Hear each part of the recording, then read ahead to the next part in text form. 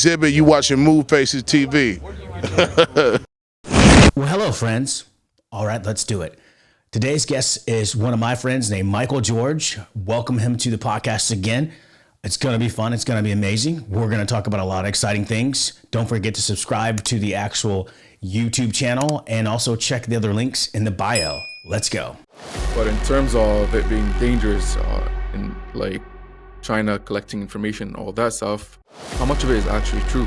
Do we have proof of it? Do we not? That's the one thing that we need to look into before making any kind of assumption. And that's if you're not already looking at other girls who are more attractive. That's why fucking cheating comes into place. It's because you had that one girl that liked you and you couldn't get anyone else. So you'd be like, okay, you know what? Let me settle with her. I can't get anyone else. Let me fall in love with her. But eventually they will come where someone else gives you a little bit of attention. Now all of a sudden you're looking the other way. Ladies and gentlemen, the Kids in the Room podcast. Kids in the Room podcast. That's right. That's right. Brought to you by Move Faces TV. Let's go. On the, I guess you would say, the aesthetics and a lot of the technical things in the background to streamline, I guess you would say, the product output. Yeah. You see, it's crazy how much things can change in that one in a year. People underestimate what they can do in 1 year, honestly. Yeah, totally. I mean, I agree with you too, totally as well. But yeah, let's dig into it, man. All right, let's go. Yeah, tell us, I guess everyone who you are, what's special about you. Let's go do it. Let's go. Yeah.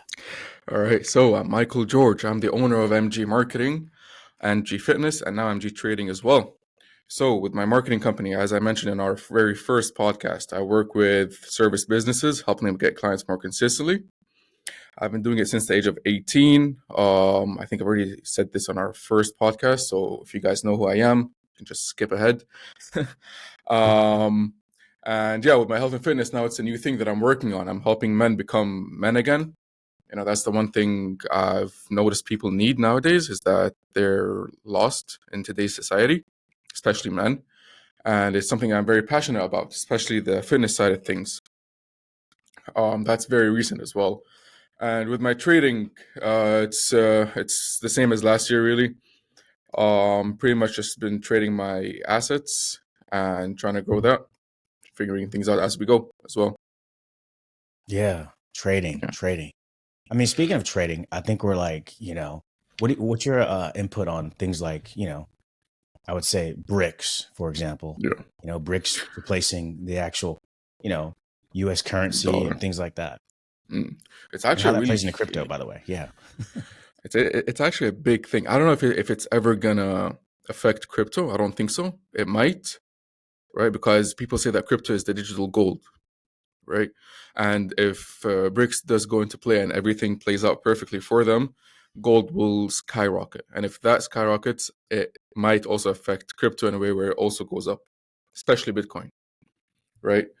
However, in terms of BRICS, I think it's a very good thing for everyone because it'll remove a lot of power from the United States because right now, currently, the whole world, they value their currency based on the US dollar, not gold anymore. A long time ago, back then, everyone had gold in their reserves.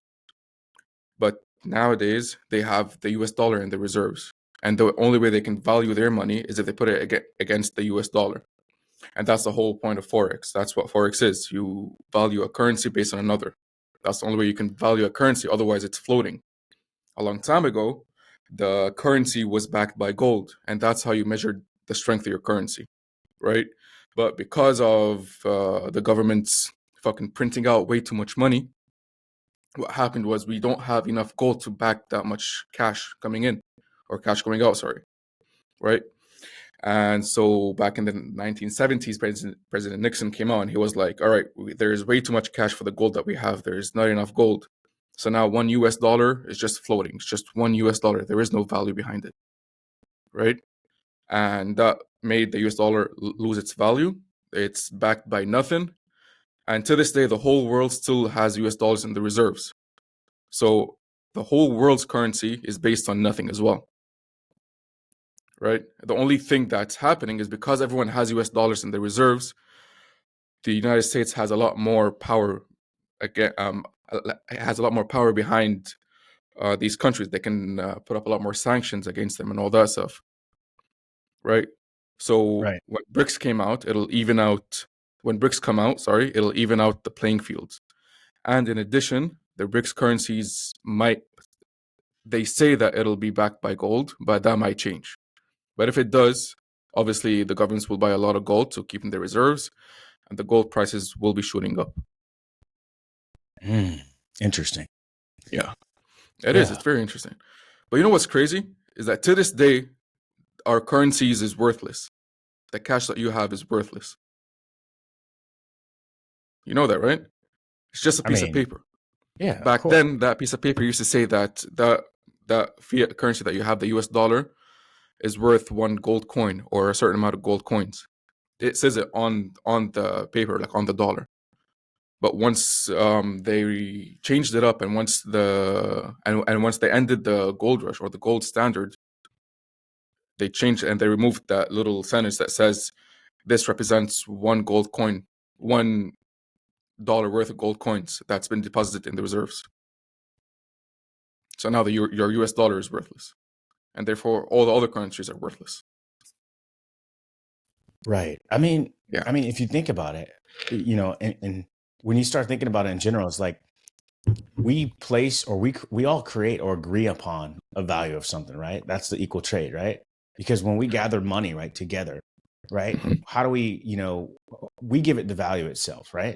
Like we have to agree, oh, well, this is worth this much and this is worth this much to the variant parties, right? Or to the opposing parties, right? We have to actually agree on what that price or that value is. And when we agree on that, that actually creates the currency. So inherently, I feel like nothing actually is really, how would you say, an actual backed currency, right? Like we create the value of gold by an agreement, right? There's an agreement that says, hey, look, gold is worth this much money. Gold is worth this and such and such and such and such. And this is what we do. So I feel like even when we say like we back it off the gold standard or some natural resource, it's still just something that it's still fictitious, right? Money is fictitious, right? Inherently it is. Like we all just agree upon it being a value. It's a trade. Before when we start looking at, ancient humans, we used to trade things and we agreed what that value was based on its scarcity, right? And gold was a scarcity thing, right? Yeah. So the reason why we used gold as our currency back then in the ancient times is because it was scarce, right? But whenever I know what you're talking about. Back then we used to trade based on objects, right? I got 5 apples. You have a plant. I would trade my apples for the plants, right? But we would agree that there's a certain value of that, and we would exchange. But that value and differs. We still do Depends that, right? on what you want. What was that? Sorry, I said that the value differs based on what you want. Let's say you have the plants that I want, but you don't want my apples, right? So what I have to do is I'll have to go exchange it for something else, something that you need, right? For me to be able to get whatever I want from you, right? So you don't want my apples, so I'm gonna have to go find someone else who's got maybe a bag of potatoes, for example, right? Then I'll have to get that, bring it back to you, and now you'll value it higher because it's what you want, right? In return for your supply and plants. demand. Exactly. Right. But and when there's something is less in demand, though, is like inherently that still makes us that still makes us, create a value of something, right? We agree upon that value. So I think what I'm saying essentially, when it comes to, the gold standard was, the gold standard, we used to back about the gold standard. Well, that still was not really real money. It still wasn't real value. We just agreed. Real money is basically what we agree is real money. So the United States is the biggest superpower from what it may be in the world. So we have the, pretty much the largest army, and things like that. So therefore for us, you look back at it, it's like, all right, well, we don't need to actually have it backed by gold. We back it by our force. And that is agreed upon, right? I think that is where the American dollar value exists at, because you can change the gold standard. You can change it to the diamond standard. None of that really matters at the end of the day. It matters who has the most influence and power, right? And it's just not fueled by money, because money is agreed upon. So this is the whole same idea based on BRICS, if you think about it. BRICS is basically a group of countries opposing the US dollar and saying we want to come up with our own currency. If those groups agree on this new currency value or exchange, then therefore it devalues the dollar because now it's a new agreement. So it just always says, and basically what I'm saying is it doesn't really matter if it's backed by gold or if it's backed by diamonds. All of that is still a basically almost like a, it's basically a facade. It's not real technically, right? It's just like something we believe in. We agree that it's worth something. I see, any type of object and I decide, I think this is worth that. But if you don't agree with that, it doesn't matter. But if I get if there's 10 people in the room and I get 5 people to agree that this is worth something, it has value. Yeah, exactly. Yeah. And that's what BRICS are negotiating right now.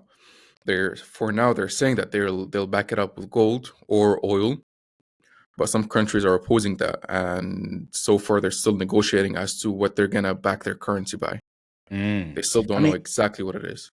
Right, and if they back it up by oil, of course it's going to give those other certain bigger countries who produce that more Like power. the UAE, So exactly. this is where it looks kind of it still ends up being the same thing. You're changing hands or cards of the player, but you're still playing the same game, right? Yeah, 100%. Yeah. So and what's then the down the difference? line, So like what's the some of the point? You might as well They're- stay with the US dollar or et cetera. But I think the thing is too as well, can the other countries trust each other? Right. I think that's the biggest thing too. Can they actually trust each other? Can China and India trust each other when it comes to, being a part of BRICS and a new currency? Eventually, won't they screw each other over most likely? Yes, exactly. So that's what's They're going to enemies. happen. It might. Who knows? That's what happened in the United States. Back then, everyone trusted the United States. Mhm. Now they can't trust them anymore. That's why they're creating their own currency. If they did, they wouldn't have to do that anymore. Well, I think it's not about trust. I think it's about power. I don't think it's about trust. I don't think they give a I shit. think it's both. Okay. Well, we could say that it's probably both. Yeah. I can agree on that it's probably both. But I think trust has a huge point of that.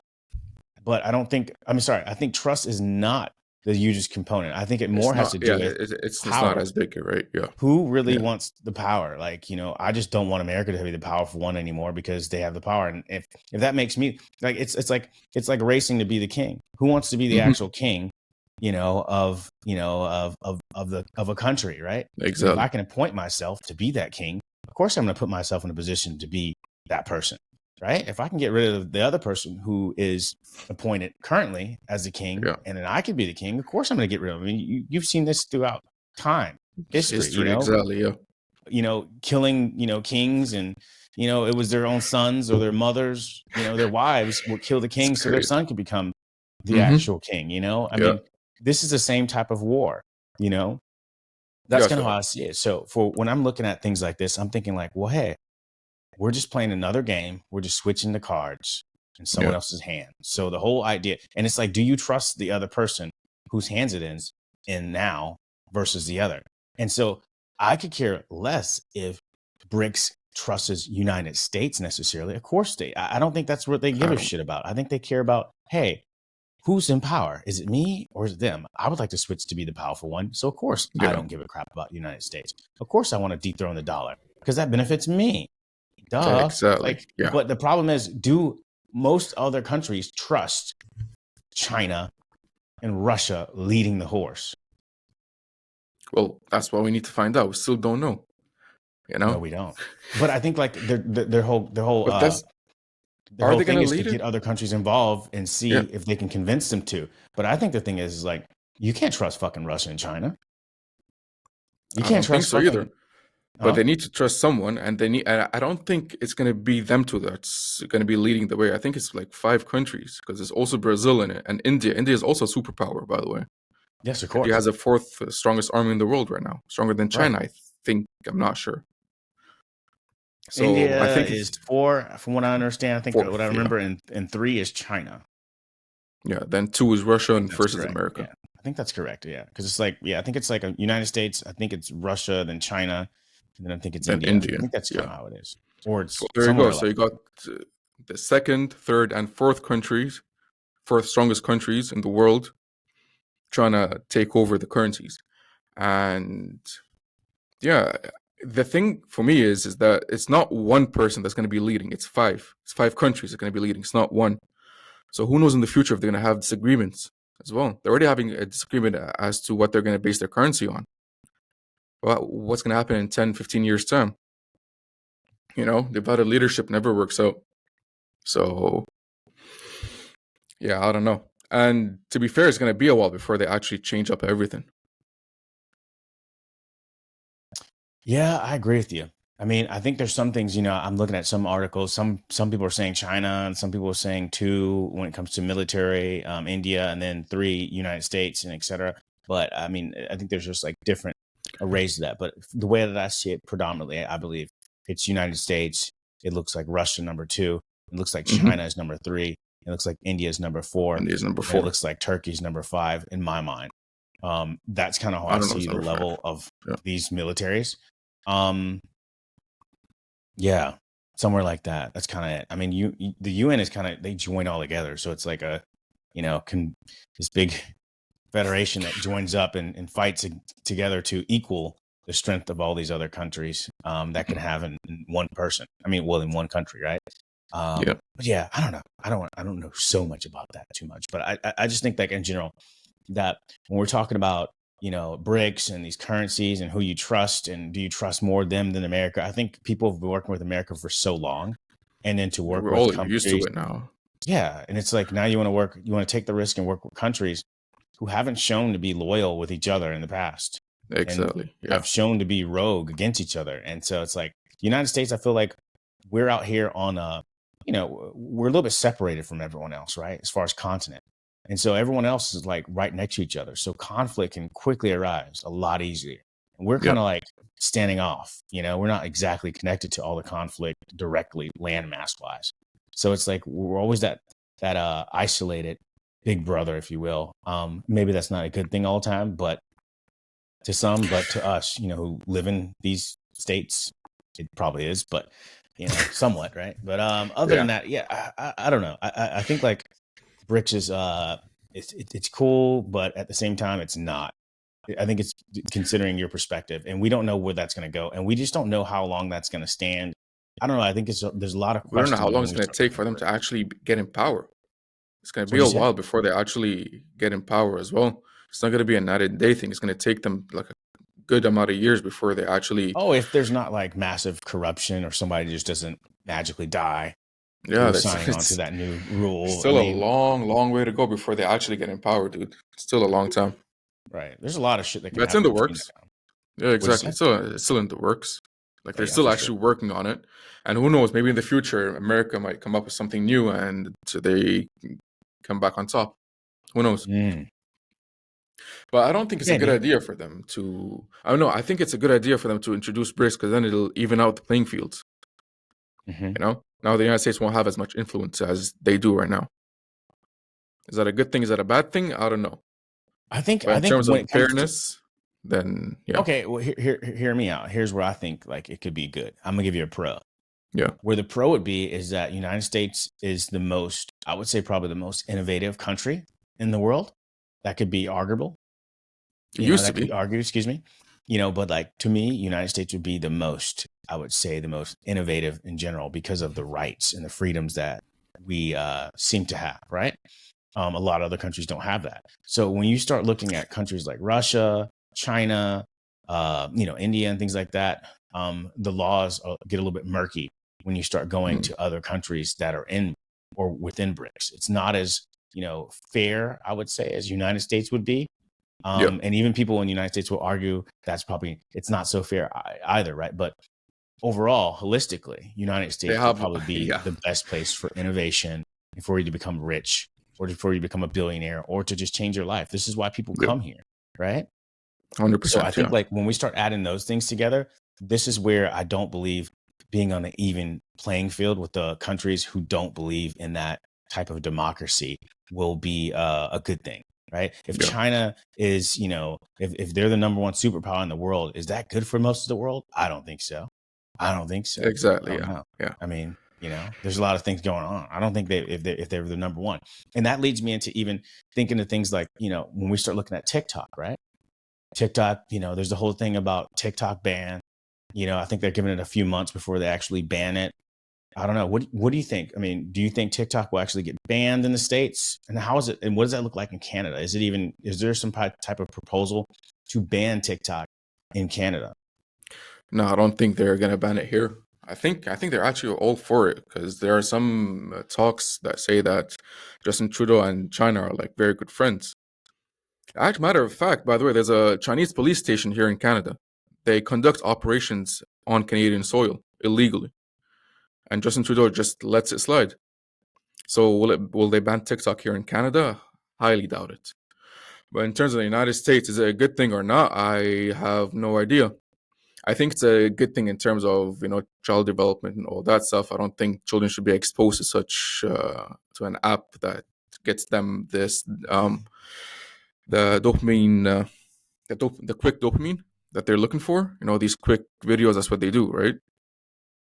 But in terms of it being dangerous, in like China collecting information, all that stuff, how much of it is actually true? Do we have proof of it? Do we not? That's the one thing that we need to look into before making any kinds of assumptions.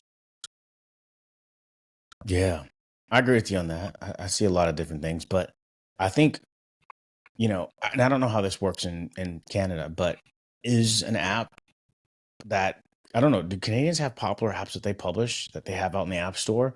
You know any of them? No, I think they do, right? We're too lazy for that shit, dude. Right. So here's the thing. I would wonder if an app was big in Canada, became big in China, would it even be allowed? Because in the United No, it States, won't. our apps aren't allowed in China. So I kind of Facebook's feel not like, allowed in China. what'd you say? Facebook's not allowed in China. Google, I think not as well. Many No, of not our Google. tech companies aren't allowed. So my point Mhm. is, why would you want a company, that doesn't allow your product to be sold in their country to be allowed in yours freely to run? I mean, yeah, that's kind of a pity kind of thing where, okay, you're not gonna allow my shit, well, I'm not gonna allow yours.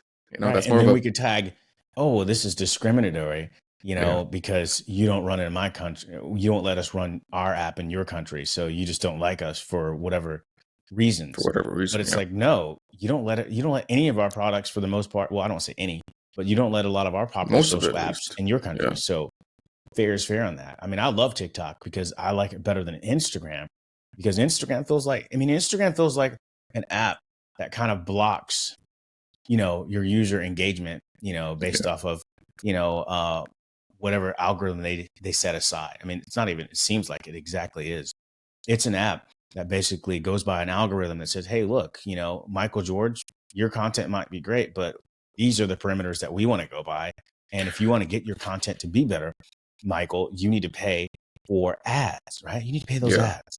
And for me, I think that kills genuine communication and expression. And I yeah, also miss a lot of things from the people that I care about the most. Like it's just the feed and the way that it shares and it allows people to, yeah. That stupid push. algorithm. Yeah, it matters a lot. Mm. I mean, you can learn a lot of cool shit on, excuse my French, but on TikTok, you can do it. You can learn a lot of cool stuff. A lot of people can talk about spirituality, Yeah, awakeness, and things like that. You can't get that through Instagram. Instagram is just a bunch of reels, and the reels aren't taken seriously. It's not its number one point. It's just like stories and your no, friends. it's It's a different stories. Yeah, vibe. You don't learn anything from Instagram. no, you can't. But one thing about TikTok for me is that there's a lot of people who spend a lot of time on it. And that's why I don't have it on my phone. Because if I downloaded it, I'm 100% sure I'm going to spend a lot of time on it as well. And what's the percentage of it actually being useful? It really depends on who you follow. Same with Instagram as well. But you're right about Instagram. The problem with Instagram is if you're not paying for ads, if you're not like engaging a lot more than you should, or uh, as much as the app likes you to, then your shit won't be shown to everyone. And that's the downside about Instagram and Facebook, by the way, because they both go hand in hand. They're both under the same company now. Which one? Sorry. It's Meta. Oh, you're talking about Instagram and Facebook. Yeah, Sorry, Instagram I and totally Facebook. missed that. Hmm. Yeah, Yeah, they are ran by the same company, and so they're going to push the same algorithm. They're going to, they pretty much have a monopoly over social. I think right yeah. now as the government's trying to, break up Apple monopoly over phones, and it's like, Hmm. what about Facebook's monopoly over social? What about that, right? Well, there's a lot of stuff needs to be fixed in this fucking world, but I don't think they'll break up Facebook because it's not as damaging as Apple, for example. With Apple, right? It's an actual product, I think, right? So they want to make sure everyone else has a fair like game. But when it comes to social media, there's not much you can do. It's just a platform where people can share feeds, and that's it. Well, here's my angle on it. With social media, it's worse to me because with social media, you can change people's minds. You Yeah. can start revolutions with social media. You can starve information. You can do all kinds of atrocities. And if you want to spread ignorant and positive stuff, you can do it through social media, right? Or, Yep. easily. It's a way to, express information instantly from around the world. It's super powerful, right? 100%. An iPhone is cool. You can look up stuff. You can call people, but, an app is a direct, feed of whatever it wants to accumulate, right? Together. And I hmm feel like things like Facebook, Instagram are the hugest powers more than the actual devices itself. And, and they can do a lot more damage, I feel like. Because the phone is just the actual software, it's the unit. But what Yep. you can do in those apps dictates what you react to, what you see, what you learn, what you understand about the world and things like that. So it's super powerful. And when you look at things like Facebook and Instagram, they can, pave their own agenda, right? They, if they're smothering the algorithm and you've got 5,000 or 20,000 friends and you only have 30 friends that see it, come on, Yep. what are you doing? You're controlling my speech. You're even controlling my reach. If 10,000 people decided to follow Michael George and you just smothered it and only let 5 of my friends see it, what's going on? What's the point of Yep. those many followers and friends if that many are only allowed to actually see your post within the feed? Well, see, with that being said, how much of it is actually controlled by the app? What if it's controlled by the government? Well, the government influence of what you get to see. Well, here's the thing. A lot of Yeah. these companies have little side investment firms that are backed by the government or secret agencies Yeah. that are, basically, I guess you would say, white labeling themselves as investment firms. And so they have their stake into it. So they can, get information from them. So the whole big thing, like, when you see like all these little politicians get on the, those, Mark Zuckerberg, what about this and what about that? Well, those are the people who can't get into what exactly is happening, but there's bigger, divisions within the government who have direct access to these things. Exactly. So now it doesn't really motivate them to break up the monopoly that Facebook and Instagram has. They already have what they want. Well, I mean, they They already tried it a couple control the years media. ago. I mean, that's why they changed their name, right? The government was attempting to do that. They brought Mark Zuckerberg into, I think Congress or whatever, not, and they that was the first time I think they sat him down about privacy and about what was doing to hmm kids originally. And I think the thing at that point I think that's was still that, going. Yeah. yeah, that was the point where they said, hey, we need to, probably think about splitting up Facebook at the time, because they were like, hey, you guys own Instagram, you guys own Facebook, obviously, and you own WhatsApp. It seems like you are controlling the way that people are communicating. So that's huge. And they were trying to basically do that at that time. But, when I look at that, I'm like, all right, cool, that happened. All right, what's next?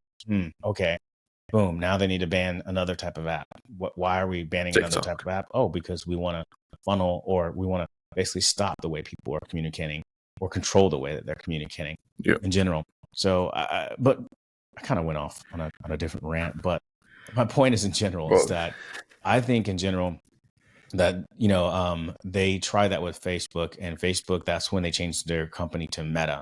So that way it was the parent Yep. company that ran, all the apps, right? So that was Big Blue, which is Facebook, and then Instagram, then WhatsApp. So it didn't look like it was a monopoly, but technically it's still a freaking monopoly. It's still the same company. It's just legally, how do you find the loops? How do you get around, the cloaks and daggers, right? That's really what it's about. 100%. But then that again begs the question, why the fuck are they banning TikTok? Is it because they can't control them as much? Or is it because they're scared that China is going to be collecting information? And again, as I mentioned, I think it's both. I think they want to ban TikTok is because, number one, the information that it allows two people to use and to be spread and different things that are going on around the world, you can, project through TikTok Yep. that won't allow you to project those things through Facebook and Instagram. And Facebook and Instagram are ran and controlled and manipulated by, powers that be that, want to push their own message and their own power throughout the world. Yeah. So, when you start looking around and you start, paying attention to what people who own certain companies out here in the world, what their interests are, what their faiths are, what their beliefs are, what they're interested in, and et cetera. Of course, they might, align themselves with, political things that may be more, reflective to them, right? I mean, it just only makes sense, right? I mean, if you're American, you're probably going to want to uplift American stuff, right? You're not going to try to that's what's happening derail here, American stuff. Yeah. So happening I here in wouldn't. Canada. Huh? So happening here in Canada, the first thing you see, because now that you live in Canada, let's say you do live in Canada, you don't see American stuff first. On your feed, it's always the Canadian shit that goes up first. And also, worldwide news is banned from here. You can't watch any news from around the world. It's only Canadian news that you can check out on Instagram and Facebook. That's horrible. Sorry? That's horrible. I know. But that's here in Canada. Yeah. And Like that's that's actually happening. If let's say one of my friends posts back home, let's say from Kuwait, let's say they post something from the Kuwait Times news outlet, I cannot see it. Even if I go on their Instagram page, it's blocked for me because I live in Canada. What do you think that reason is? I don't know. I don't know. I really don't know. There's no reason. Like, why the fuck can't I know the news about what's happening in the Middle East? Why am I not allowed to? Why does it always have to be Canadian news and Canadian outlets? What if they're not talking about the topic that I want to see? And if they are, why do I have to trust you guys and not the actual people that are putting it out there? Yeah. I mean, my only thing about that is like when things are going on and atrocities are going on, you can easily hide things from people around the world. And I think one of the biggest things that people have is like, or issues that they have is not understanding what's globally happening and not having that compassion for other people collectively, right? The human experience. I don't care who you are, what background you are in religion, et cetera. It's just about the human experience. And we should be able to support each other. And what happens is when humans get greedy and they get evil, sometimes they do bad shit, right? They get bad actors, right? Yeah. Well, that's our government when right you're now. able to smother up communication, you're able to hide that, right? You're able to hide that. You're able to hide things when it's convenient for you, right? It doesn't want to make you look bad. So I'm against that totally, right? You should be able to speak freely and see what's going on all around the world collectively as one, planet, right? One planet. We don't think about things as a one planet. But that's the thing, they don't connect. They don't understand that we're all on this fucking planet, and if this planet goes to shit, we're all going to shit. No one's gonna survive. Right. I mean, but for some reason, it doesn't sink in their heads. No. It's all more about controlling the narrative for me. I think that's why it's all about control. But I don't know what they're trying to control. Like, what does that have to do with you? Like, for example, Canada here. Why the fuck are you trying to control the news? Like, what does it get you? Like, they have no influence in the Middle East, for example, right? It's at least not big ones. They're not starting any wars over there. So what are you trying to hide? There's nothing to hide. Yeah, that's true. It's fucking annoying. I don't know. But I think the thing with the whole TikTok thing, like we were talking about earlier, is they're basically coming up with, it seems like two different proposals. One is to ban TikTok or to have it be acquired. And I think the thing is, do we think China is going to allow TikTok to be sold? See, I don't think it should be sold because at the end of the day, it is a Chinese company and they deserve 100% rights because they came up with the fucking idea, right? Matter of fact, we never had shorts until TikTok came up. I mean, we had Vine, but still, TikTok came out and then the YouTube shorts came out and then the reels came out on Instagram. So they came up with the idea, but then why the fuck would they sell the company? Why can't the United States just start their own kind of company? Yeah. Or at least let there be like a TikTok, United States TikTok. Right. And let the United States control it. But then it comes down to control. The only reason why they want to buy TikTok is so they can control it. Yeah, I mean, that's exactly what it is. Control it, and they can know what's coming in and what's coming out. I mean, it's also, I would argue too, it's a national security risk. I mean, I'd never disagree that it's not a national security risk when it first came out during the pandemic in the United States. You know, it's always been a national security risk. I thought it should have been banned, but at the same time, I love the damn platform. I love it better than Meta. One of the biggest complaints that I've had about Meta is that Meta hides your content. Meta hides your content. 100%. It hides your content. It smothers it down. If I've got 30,000 friends and only 5 of them see it, Meta is controlling my reach. Why did I gain all that, and put all that time for, content and et cetera for them to smother my reach? It doesn't make any sense to me. And I feel like on TikTok, you can seamlessly just watch it and you can just, scroll. You don't have to really scroll. It just literally just will go up and down by itself, or you can swipe up, right? Yeah, 100%. But I wonder what again, it's just fucked how the government wants to control everything. Yeah. And it's really annoying now. Yeah. But I mean, at the same point, something like TikTok might be in our best interest. But it's not. You know why? Because in China, for example, right? I heard this from a YouTube video from Andrew Tate, by the way. In China, right? What they push is like talent, right? Art, all that stuff. But then here, the TikTok that we have here in the Western countries, it's all bullshit, like kids fucking around, naked girls, and all that stuff.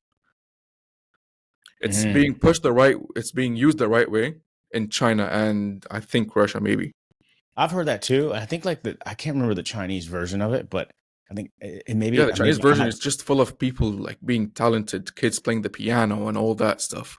Right. But then the one that we have here, it's just bullshit. Sorry? I mean, I think the one that we have here is mostly just about gossip or some spirituality about afterlife or something about like tools that you can use or things that you can use around the house or things that are funny or just random entertainment more. Exactly. Over there, they use it more to influence, to motivate children to become better. And over here, it's just entertainment, wasting time. But you also have to think about this. It's also probably mirrors whatever the viewers want to see. An American probably want to see a bunch of, and I don't want to say just Americans, but a lot of people around the world probably just want to have entertainment bullshit. They probably don't want to fucking, culturally, China might want to see, people in China might be more prone to see or watch things that have to do that will help enhance them because of social and cultural pressures, right? Versus where places outside of that region will be like more inclined to look at things that are more funny and pastimes to relieve stress, grab some beer, whatever it is. But in a country where you're pushed to be like, all right, cool, this is my downtime. I need to get away from the matrix. Let me just look at some entertainment. Then that's going to be pushed more. So I feel like it's almost like a double-edged sword. It's like if the content creators aren't pushing that and the viewers don't want to see that, then that's what you're going to get. So it's also like, just inherently that the content creators may be the issue of what the content output is, not just blaming exactly on China, saying, well, China's showing this type of stuff. Well, if people aren't watching that shit here in the United States, does it matter? Yeah, true. No one's going to see it anyway. Nobody's going to see it anyways because nobody's watching it. And these platforms have to make money. And so they're going to give you what you want. If they start pushing a bunch of educational stuff consistently, I don't think that many people will be using TikTok as much. There is educational stuff on TikTok, but it's more like spiritual stuff. It's more about, learning little different things. But there's tons of things that you can learn. There's, people debating about different things like that. But 100%. Other than that, I mean, there's nobody saying, hey, here's how you can learn how to be the piano and here's how you do math. Like nobody's going to watch that type of stuff in the United States. They're just not. True. You got to look at the audience, right? Pay attention to the room, read the room. So if I walk in the United States and you start talking about tech to 95% of the people, they're going to get bored. Exactly. Yeah. You start talking about AI and machine learning and, large language models and, Sam Altman and all these different things like that. People are going to get bored. You have to find 100%. People who are interested in those things in order for that to spark. You might be more inclined in a country that pushes you to learn those type of intellectual things to hear more things like that, but not here in the States because, everybody here is taught to be an individual and you can do what you want. So there's pros and cons to this thing. 100%. Yeah. Yeah. You see, it's also the same with all other types of social media. They'll show you what you want to see. And if you want to see bullshit, they'll show you bullshit. If you want to see something that's educational, they'll do that too. I think that's what TikTok did. But I don't know why in China, apparently all they see is like the educational shit and not the entertainment side of things. I'm sure they do. I don't think it's 100% just the educational side. I don't Right. think so. No, I think they do see other shit as well. I mean, they probably do. I mean, we don't Yeah. know, right? But like, I think it's That's called what I heard. and I might be butchering the name, but I think the one in I think the TikTok in China is called Douyin, something like that. I don't know. Yeah, so that one is supposedly the one, I think. But if you look at it, all right, here's something else, and this is interesting that we started talking about this TikTok shit. I know we're on a TikTok rant, but I was We've looking been at on a this the rant other. since we started, bro. I don't know I where know. we are right What's now. going on? I'm just ranting today. It's been a while since I've been on the pod, so I need to rant. But All right, yeah, go. I was looking at these. How would you say it? I was looking at this the other night, and I was looking at WeChat and WhatsApp, and I looked by them side by side, and I noticed, hey, wait a minute. WeChat and WhatsApp look exactly the fucking same when it comes to apps. And functionality wise, they predominantly do the same thing inherently, right? Mm-hmm. Chat apps. 100%. Yeah. What's the big difference of them? I mean, yeah, WeChat has a little bit more extra functionality to it, of course. You can do payments and all kinds of other stuff like that WhatsApp poorly couldn't do. But still, the core app experience is still WeChat. So to me, I'm like, and I don't remember which one came first, but to me, it seems like WeChat came out, and then the guy from WhatsApp said, "Why don't I just make an American version?" Mm-hmm. I don't remember WeChat. What is that? See, that's the point. See, WeChat is like WhatsApp, but it's in China, or mostly in Asia. Yes. Fair enough. Okay, well then, with that being said, okay, so WeChat is in China, and they didn't want to bring it into the United States, so they made their own version called the WhatsApp. Or maybe it just wasn't here, right? Because like WeChat was just known by Chinese, and so people here, I don't think even were using it. All right. So what's stopping the United States from doing the exact same thing to TikTok? That's what I'm saying. Other than the fact that people already know TikTok. Right. Yeah. So. But I think here's the tricky thing, right? It's not really about the United States doing it. A founder has to create it, and then you have to think about a name. And it's tricky because TikTok already came out. It's already out. Yeah, exactly. Yeah. So everyone knows TikTok already, and it's not like the whole world doesn't know about TikTok. So if you want to do a US version of it, who's going to use it against TikTok? Because Canada is not banning TikTok. I don't think Europe is either. So the United States are the only people that are banning TikTok. So now we have this little switch here, where the United States are becoming more closed-minded, and China, they're still closed-minded, but at least one of their apps is being used around the world, except the United States. Whereas back then we had Facebook, for example, and Facebook's been used around the world, except in China. Yeah, and I think TikTok's probably like the first app that's ever been globalized by China ever. Exactly. Yeah, a lot of Chinese stuff is being globalized. Even their cars nowadays. Yeah, when I went to the Middle East, when I went to Kuwait, there's a lot of Chinese cars over there. And they're looking fucking nice. Like it's not like it's a bad car. It's very high quality cars that they're putting out right now. Yeah, I noticed like in the Middle East, a lot of the cars are, from China. And there's other brands too that are from Europe that you never hear of in the States at all. And it's like crazy. They're all coming out now. But you never see any Chinese car here. But in, let's say, I think Kuwait, they had a couple of Chinese cars. And the funny thing is that they actually look like luxury cars. Like you'll see a car that looks like a fucking Aston Martin, for example, but it's a Chinese brand. Yeah, that's interesting. Yeah, but it's actually like they're good cars and they're cheap as well. But they're high quality. So yeah, it's interesting. That's always interesting. And one thing about the TikTok thing again, went back on that fucking thing again. Yeah, I did it. But one thing about the TikTok thing is like, even if you're having a TikTok, that's Americanized, then it's like, what the fuck what would be the name, right? Like literally, what would be the name of TikTok in the United States? They can bring back Vine. So who would want to bring back Vine? I don't think people want to go back. They want to go forward. Yeah, exactly. I don't know. Give it a name. What would you name it? Let's say you become the new owner of the US TikTok. What would you name it? Flip Flop.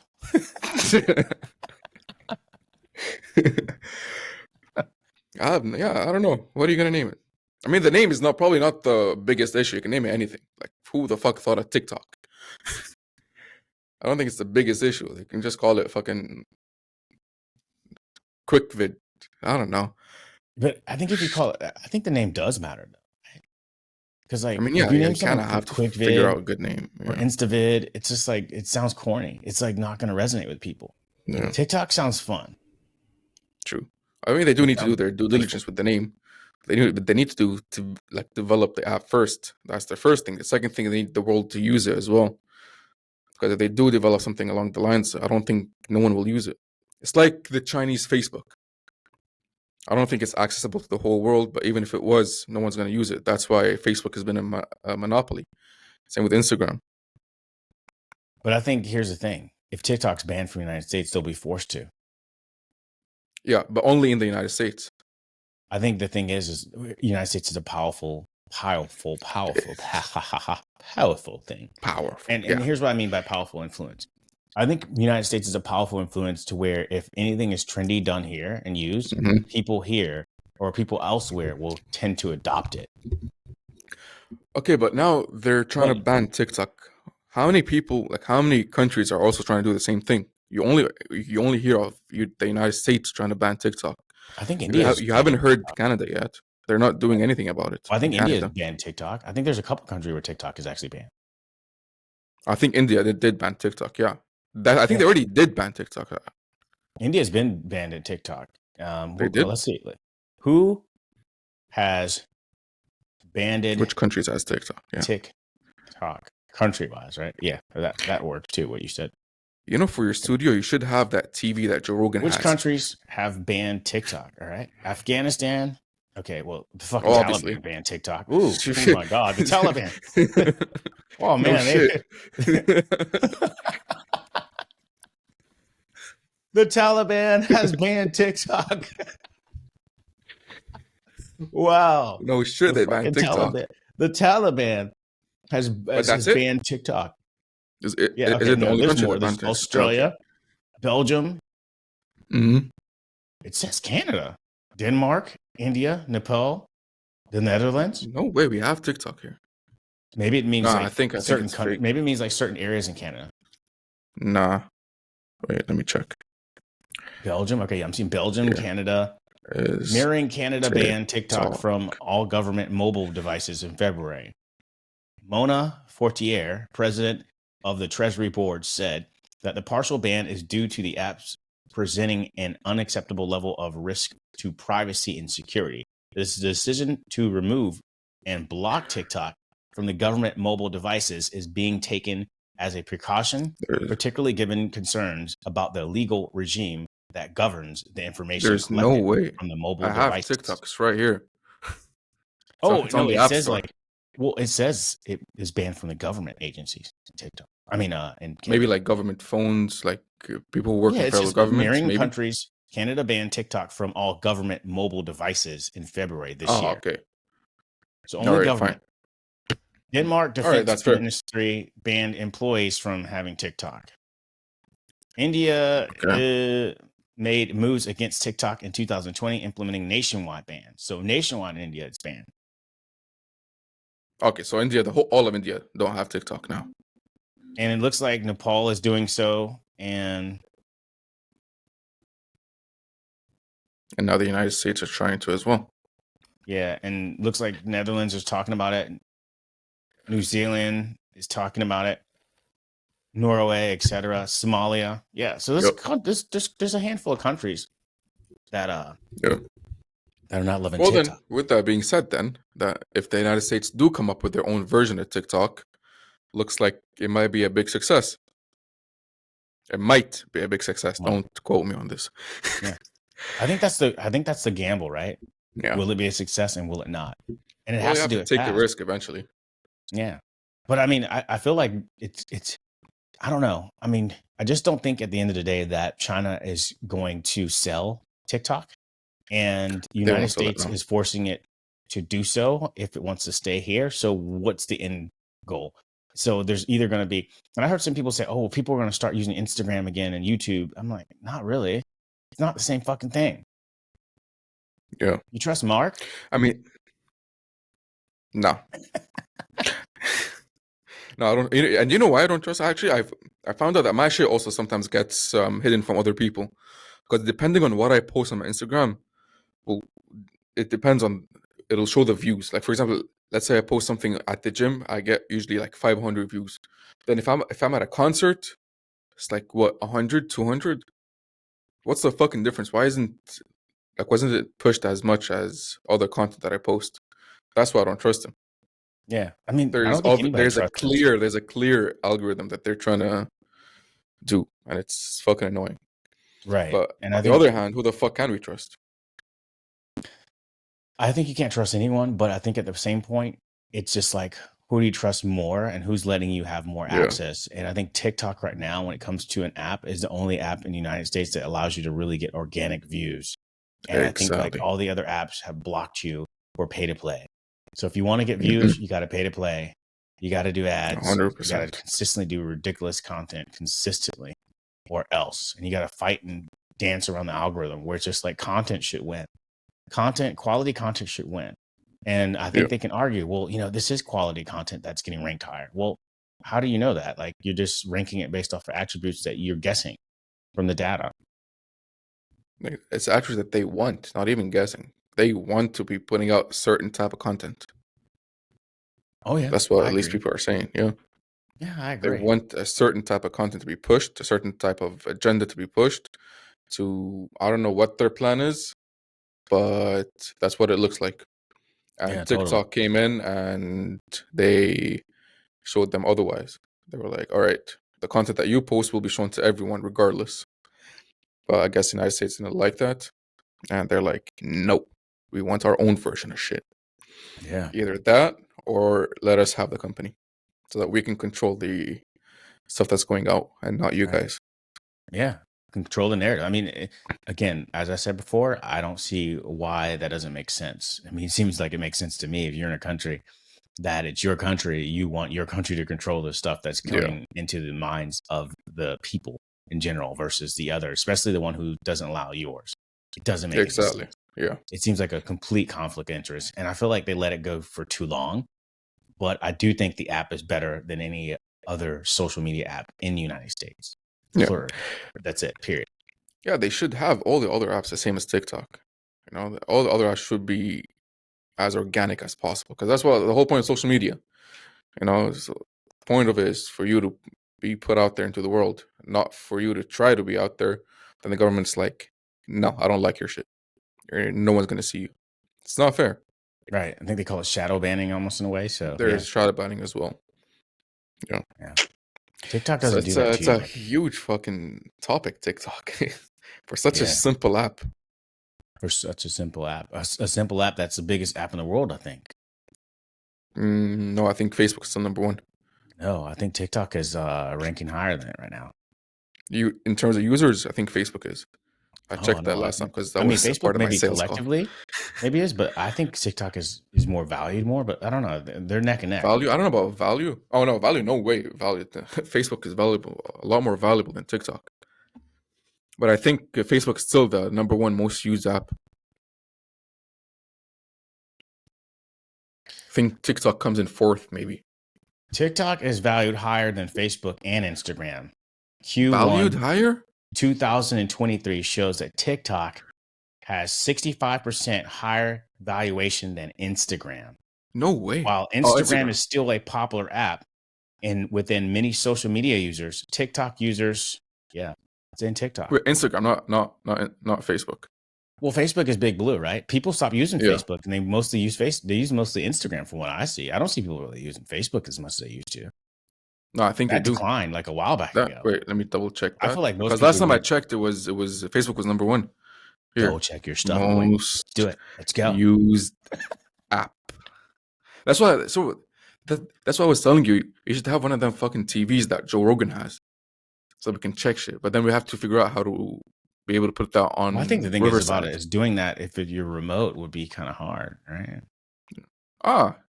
TikTok has been okay, the most downloaded app. Followed, okay, no, not downloaded. How many people use it?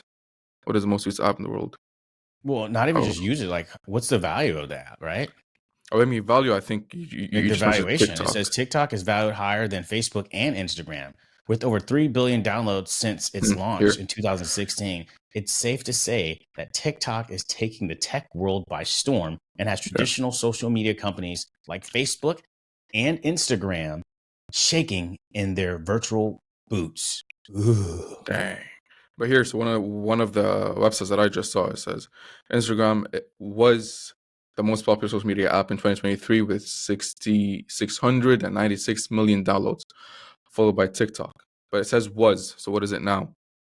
Well, it says in Q1 of 2023, 23, it was. yes. This is the only one I see right now. Mm. I mean, we're 2024, right? But that was Exactly. Q1. So I'm trying to figure that out. So let's see 2024.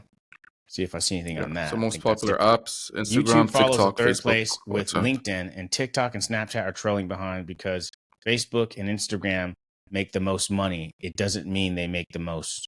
Facebook and Instagram make the most money. It doesn't mean they make the most money. I don't know what that means. That's kind of weird.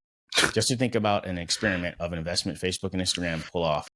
Okay, which social media platform? I don't know. This is maybe a wrong guy, but this is actually interesting.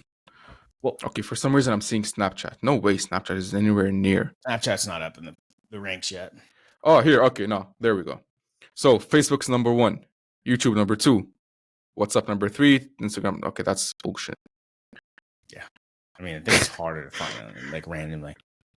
Apparently, so from what I'm seeing, Facebook is the leader, followed by YouTube, then WhatsApp, Instagram, then TikTok. I don't know how much I'm gonna trust this source. Okay, so number of active users in the millions. Facebook was 3,049. YouTube is 2,491. WhatsApp is at 2,000. Instagram 2,000. TikTok 1,562. Mm-hmm. So I can translate that to 1.5 billion users. But I don't know. Everyone says different stuff. Let's just say this. It's obviously a big danger to Facebook and Instagram in general, period. Yeah.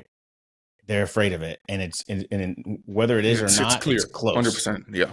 So I think that the big thing is, are people switching more to TikTok than they are Instagram? I think you find more engaging content on TikTok than you do on Instagram. I like Instagram stories more than I like Instagram itself. Like the whole freaking share photos thing. It's boring. It's old to me. I don't really care about the photos anymore. I like more of the stories. And I said this years ago when it first came out. I was like, when Snap was doing stories, I was like, oh, this is going to be the future of stories. I even did an app called that. I did an app called Splash Campus, which was a location-based. Yeah, I did an app called Splash Campus. It was a location-based story app for college students. Yeah, I was definitely pushing that shit. So I believe that location would be the biggest thing if you can just preview different locations within different schools. And I started thinking, like, futurely, how would that look? If you did that with, anyone, like say, for example, you're at a bar and you want to see what people locally in that same bar are posting and having stories. You can do that on Instagram. I beg your pardon? You can do that on Instagram. On Instagram, you can't necessarily do that as seamlessly at all. No, you can. If you go to places, you tap up the bar. It depends on the account, but if it's a public account, and the person tagged the location of the bar, you can see the people who are posting stuff inside the bar. I'm going to say something to you, Michael George. That came after my app. Oh. And I worked at Facebook, by the way. Oh boy, you're going to be a millionaire. And I interviewed and showed that to Facebook designers. Seriously? Yes. Well, then there you go. Instagram can do it now, and it was your idea. I don't know if it's my idea. I don't know if it's a collective. I don't know if it's like, I forget that thing where they say like people can have a similar idea, around the world at the same simultaneously. But I remember this though. I do remember when I was interviewing one time, this was the first time I didn't get accepted into there. They I remember one of the design interviewers basically said to me, "Hey, is this app still exist?" Yours? He asked me that. Yes. I said, no, I actually stopped it. And he said, oh, okay, cool. Thank you. And then I saw certain things that were connected to my app. For example, it was school-based, right? Then after that, probably like a year after that, I saw Facebook introduce a new Facebook for schools only again, because they start off in schools. But then I saw a new one that popped out a year later, and then they closed it like 2 years ago, roughly. They closed the project. And there were some things behind it that the reason why I felt like it had to be stories. It couldn't be just like a regular school social network. I'm like, that's not gonna work. Yeah. But again, if I'm not the actual architect, of course I can't prove it. But somebody who just saw something what I did and got inspired as another designer said, "Oh, look, I have this project we can start on. And I think this would be good." And they project and they suggest that to somebody. Now what happens? Right? They don't have the whole insight on it. They might just saw like me doing my portfolio presentation, walking them through the product and telling them, explaining them the actual, basically a case study. Yeah. So pretty much you had a case study and, well, you actually did the app, but not to the I had extent a case study of the actual app and how it worked and the problem it solved and how we launched into schools. And I went through some details of that because you have to do that in order to get into these companies. You have to present 100%. your work Yeah. and explain how you design things. And I do know that did happen. I can't talk about personal things that I did within there and things like that past that because I signed an NDA. But I do know for a fact that my product was out before they ever started that. Before you start being able to tap onto it and see locations, blah, blah, blah, etc. Now, I will give this to credit. Snapchat had something similar to that. Yeah. With the maps. When it first came out, Snapchat used to allow you to see some selected schools along with your own personal stories.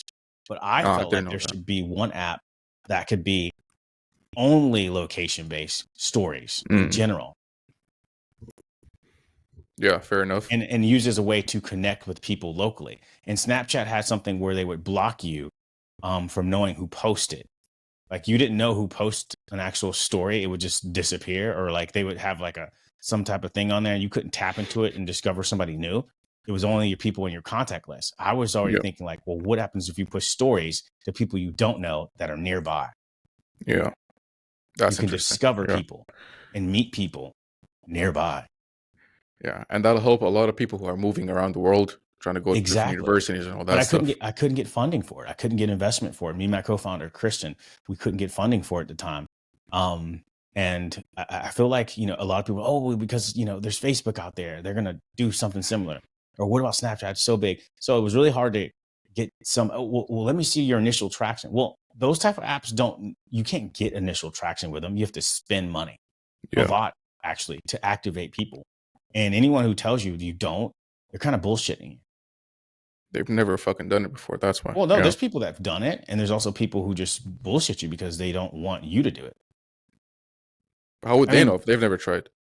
Well, I'm talking about investors, man. Like people who invest in companies like this, they shouldn't have some, inkling of it's going to work or not. But really, it's just like they're like, oh, well, I'm going to invest into the founder and see if I believe in that founder if they can do this or not. And it's like that's not exactly something that's clear. You can't really tell 100% if somebody's going to be able to do something or not. But I would argue if someone's able to build an application like that successfully and clean without millions of dollars, that shows me why not? Just throw me some cash. Let's see them do it. And they've proven that people have used it. But some of those apps you need like some marketing for, because when you have these big apps like Facebook and Snapchat, it's hard to get noticed. 100%. Yeah. It's just noisy. It's impossible now. Yeah. Yeah. It's not the fact that the app sucks or it's good or bad. It's really sometimes just like you need to get your chance to get noticed. And 100%. A lot of times in tech, what I've learned is there'll be like different apps, or not different media outlets that will push out that your app just launched. And if you couldn't get in those freaking, media outlets, then nobody knew. And what you would do is you would have like, Michael George just raised $500,000 from such and such premium investment firm. Now everybody's looking at that on the media and like, oh, what's this app? Oh shit, he raised $500K. Let me go check out Michael George's app. Let me download it. Now you got traction. Yeah, 100%. Do you see what I'm saying? So it's almost like the chicken and the egg situation, right? So it's like you need the investment to initially kick it off. When it comes to social is something that you need funding for. You can't really just do social. Oh, I got an app. I just created it in my backyard. It's like, and you have to have some type of following or some Twitter followers you can dump it out to. Something you have to have of substance. Unless your app does something freaking amazing. Like I'm talking about something that never was done. But if you think about it, Snapchat didn't do anything really that was never really possibly done that you couldn't get off of another app. What Snapchat did was you were able to send pictures and these pictures would disappear. Right. That was the And, special thing about it at the time. right. And you could use that for whatever heinous reasons you want, right? I It was mean, heaven you on know, earth at the time, yeah. right. That's the grab, right? But my point is Yeah. in general is like, even if you tell somebody that, it's like, are people going to start using it? Like you tell your boy, Mhm. like you're in college, right? Michael, hey, Michael, dude, I got this app, bro. You can send photos and it shit they disappears, bro. disappear. So you can get girls and people to use it. Mm. Cool. You might use it, but then will your friends and friends How use do it? you know everyone? Yeah, exactly. Yeah. It That's just the won't risk. happen. Yeah. It won't happen because your friends use shit when they see their friends using it. Mm-hmm. Because people Exactly. are followers. So Yeah, if your shit goes to the school paper and says Michael George just launched an app and he raised $500K for it, fuck, people are automatically going to use your app. Yeah. Oh shit, Michael George raised $500,000 for his app. Oh fuck, we'll download that shit. I know Michael. Michael, you're the cool kid now. Yeah, hey Michael, you need that date? My sister's here. Come on, Habibi, No, let's yeah. go. Yalla, habibi. You raised $500,000. Now we're friends. Exactly. That's exactly what I'm Yeah. saying. But they will. But But investors will. in order for you to do that, they need to see some sort of prototype, Right. or at least some sort of proof that other people will fucking download it. I would say that they need to see that people would download it. Yeah, that If more you're than not because already, obviously they need if you're not in a the. clique of with investors that know you and like you, Mhm. they have to see like it's gonna do something for them. You have Yeah. to prove it to them, and that's hard to fucking prove. 100%. It's like if you ever watch Shark Tank, most of their fucking questions is, "What are your sales right now?" It's like, what if the thing just came out and I don't have any sales? Then it's a matter of trust and if they like you or not. But then that comes down to the investor and how good he is with judging people, Right. you know, and how good obviously your fucking proposal is. But yeah, it's all comes down to the investor and how good he is at reading people. Because there are some people who can come up with one of the best proposals, right? With one of the best ideas ever. But now the question comes down to, will he actually follow up with the idea, or did he lose the momentum? Right. Now And you you can lose invested the in this momentum if you don't person, get funding eventually. that too. What if you lose momentum when you after you get funding as well? There's also a risk that people run into. It happens. Yeah. Yeah. That's Oh, one no, thing that I've learned in one of my business courses. There's this thing called, the business proposals and all that stuff. And the question was, do you always need a business plan or a business proposal? And my argument was no, because most of the time it's a waste of time. Unless you're looking to get funded, even then it can slow down your momentum and you might lose it. Especially if you don't have any kind of prototype, it's gonna make it a lot harder to keep momentum and keep pushing forward. Yeah, I can see Sure. that. And I could agree with that on a lot of points for sure. But from my experience from being a founder is like you can build a prototype and you can have functional, you can have a couple of users using it. Mhm. But if it doesn't hit the cool factor, then people aren't going to use it because people are just going to be like, oh, it's just like Snapchat or it's just like this. They're not going to Yeah. see the genius of it like until it gets popular, until it's critical mass. Like Snapchat is, I guarantee when he probably launched the app, people were just like, oh, this is just like, this is like, what is these little stories? It's kind of like Instagram, but it's like photos that you can send. Yeah, and they disappear. Yeah, true. Right. But then you need to find an investor that is willing to go through the fire with you. Right. Like he'll put in the money and then help you to get it into that cool factor. Yeah. If you don't have that kind of investor, it's right. like and you that's the said. thing I think that a lot of people think is that they think like, oh, it just like build it and it'll grow. It does not just build it and it'll grow. No way. And you can't just get people to start using the app and then using their first opinion off of it. People use whatever their friends are talking about. And it doesn't matter if it's like people are gonna connect whatever they see that's like something that they've experienced. If you've never seen Snapchat before, you're gonna say, well, it's like Facebook. Yeah. But you can send disappearing photos. 100%. It's like a chat app. They're not gonna go into, oh, it's Snapchat, it's amazing, it's a cool app, you can disappear. They're not gonna go on all the technicalities of it until it's cool. So they see a bunch of their friends using it or a bunch of people they know that trust that use it, and then they want to tell other people about it because then they feel like, oh, look, I put you on to this Snapchat app. You can disappear. You're not using it. It gets to that point. But before that, that's the tricky point because when you give people the app, they're like, what is this? What's another guy's trying to get me on an app? Oh, what do I get out of this? Why am I going to download this app? What do you want from me? Oh, you're going to be a billionaire? Fuck you. Yeah, 100%. So, yeah. George, you trying to be another Zuckerberg? Fuck that guy. I don't like George. You guys are just gonna be rich. So people, you get a lot of haters too, man. Not everybody wants to use your stuff until it's useful for them. Don't get me started on haters. Haters gonna hate. Bro, I fucking hate. Actually, I fucking love them. Actually, now that I understand what haters hate for, kind of give me some motivation. I'm not gonna lie. Now I actually want to win just to prove them wrong. Yeah, I was actually talking to a relative the other day, and they were basically talking about going, traveling abroad and being in Europe and things like that, and saying that they faced people being ignorant and racism and stuff like that. I'm like, and their relative that was in Italy and different things like that. And I was like, yeah, I can kind of see like some places being like that. It really depends. I mean, but it really, I think, like, for example, there's places like in, Germany, for example, where some people don't like Turkish people, for example, right? Yeah. But they might look close enough to some Germans, but they just don't like Turkish people. And the Germans might differentiate themselves based off of like, no, we don't look like that. We have this color here, or we look like this, etc. There might be small variations, but technically it doesn't mean that they don't still face racism within the country. I was there, and I remember I met one guy who's from Palestine, and he was telling me about how he went to one side of Germany and he was playing soccer, and like they were just calling him names, like, saying he was a like monkey and different derogatory things like that. And I was like, what, dude? He's like, yeah. He said it was on more of the countryside outside of Berlin, where he had to play a game. He said they were just like making noises and stuff like that.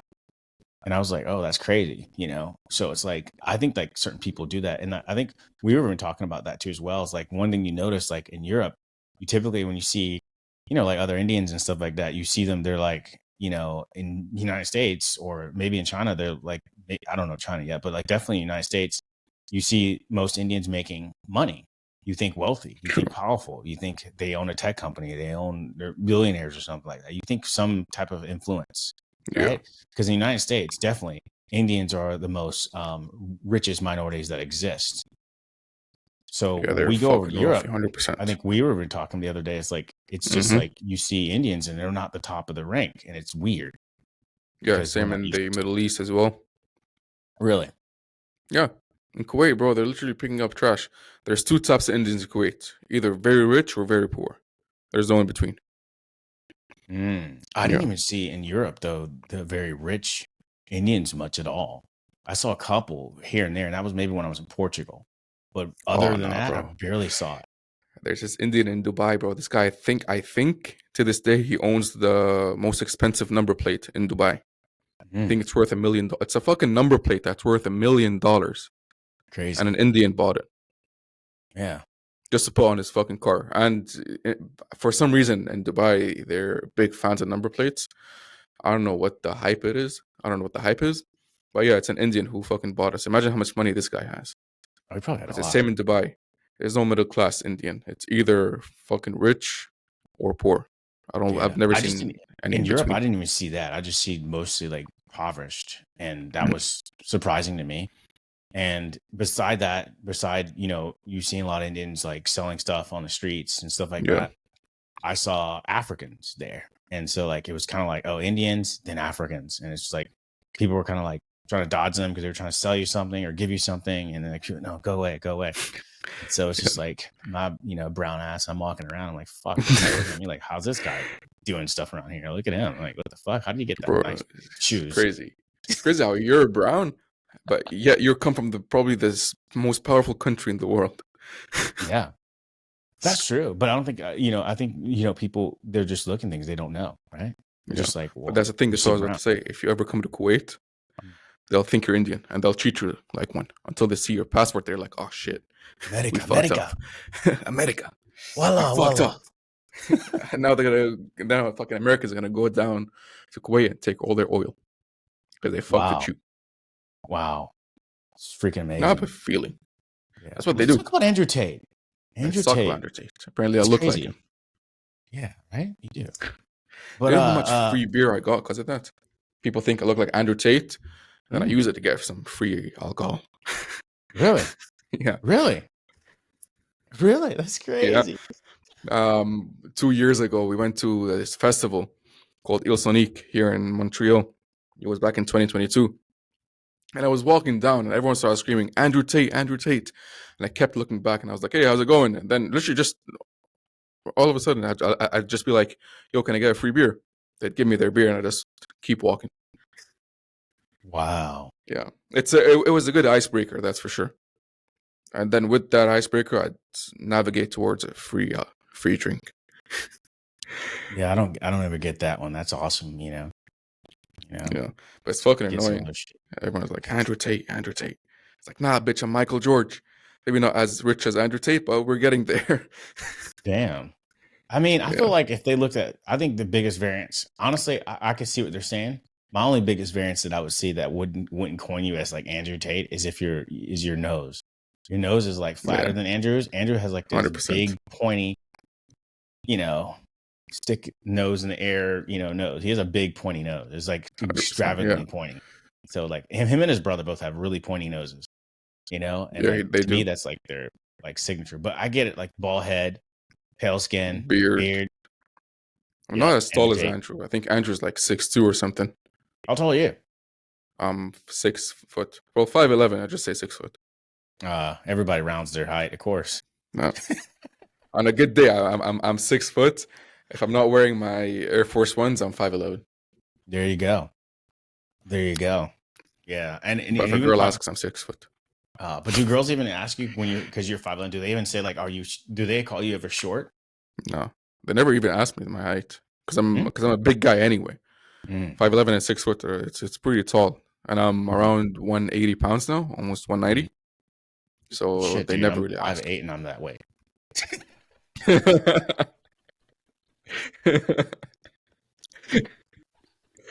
Jeez. Bro, I'm like, I literally weigh 180. You're 180? I mean, it's not too bad. No, I mean, I still look skinny. I just look like I have Thick like bones, broad maybe. shoulders. Does that make sense? Like I have broad Yeah. shoulders, but that's That's it. good. I mean, I look relatively skinny. Yeah, fair enough. But I guess it's also because you got like thick bones, so that's why you're a little heavier. No, my bones are fucking not thick. I actually complain about it. I just think I have like my muscle mass, how it is, it's really dense. And how it's just shaped on my body that it's spread out to where it doesn't look like it's just so, like it doesn't look as, I guess like, because 180, if you're like 180 and you're saying you look big, like to me, that doesn't even I don't look big. If you look at me, you see me in real life, like literally, you'd be like, he looks normal, but he just looks like a stocky dude. Like I have broad shoulders, Yeah. right? My shoulders are I have big shoulder arms in the back, but like I wear a shirt, nobody's like, dude, that dude's like jacked. Nobody's saying that. Like you look more jacked than me. Yeah, I do. You've seen my Instagram. I have big shoulders, but for some reason I'm 181 now. Right. I have no idea. Probably just But you air. also have a tough face, right? You Yeah. got that tough face. I I don't have have a a resting tough bitch face. You got face. the beard. That makes you look even bigger because your beard, that beard shit and the bald head you look. That's why everyone's scared to talk to me at the fucking bar. Yeah, because you Everyone's look scared. more like. Oh, matter of fact, every time I'm at a bar and I'm wearing black, people think I'm the bouncer. Oh yeah. Yeah. Every See time that? I try to go speak to a girl or something, the first thing they do is they pull out their fucking IDs. Like, I'm not trying to ID you. I'm trying to get your number. Yeah, you do like the fucking bouncer. Fucking hell, dude. I'd make a good bouncer. Then you know how much money I can make No, from being a how bouncer? much could you make? I never know. Actually, I don't know. It was a rhetorical question, but I can make a lot of money. But yeah, dude, because apparently at some clubs, if you're like a big and scary bouncer, you can charge people at the door and you can get like a little bit of tips. So you can make a lot of money from one night, like at least $500. You That's charge pretty like rad. 5. Yep. That's pretty rad. Yeah. That's what a lot of people do here. All my friends, they're bouncers. That's what they do sometimes. If there's someone that's annoying, then make him pay. Not only make him pay to get in, when it's free entry, they make them tip as well. Yeah, they do that. They do that here too. You know, Yeah. See, that's the I'm always advantage of being friendly a with like bouncer. bars and the staff and shit like that. I always know the staff. Yeah. I'm always cool with everybody. People was like, dude, how do you get so cool with everybody? I'm like, dude, I don't know. I just don't.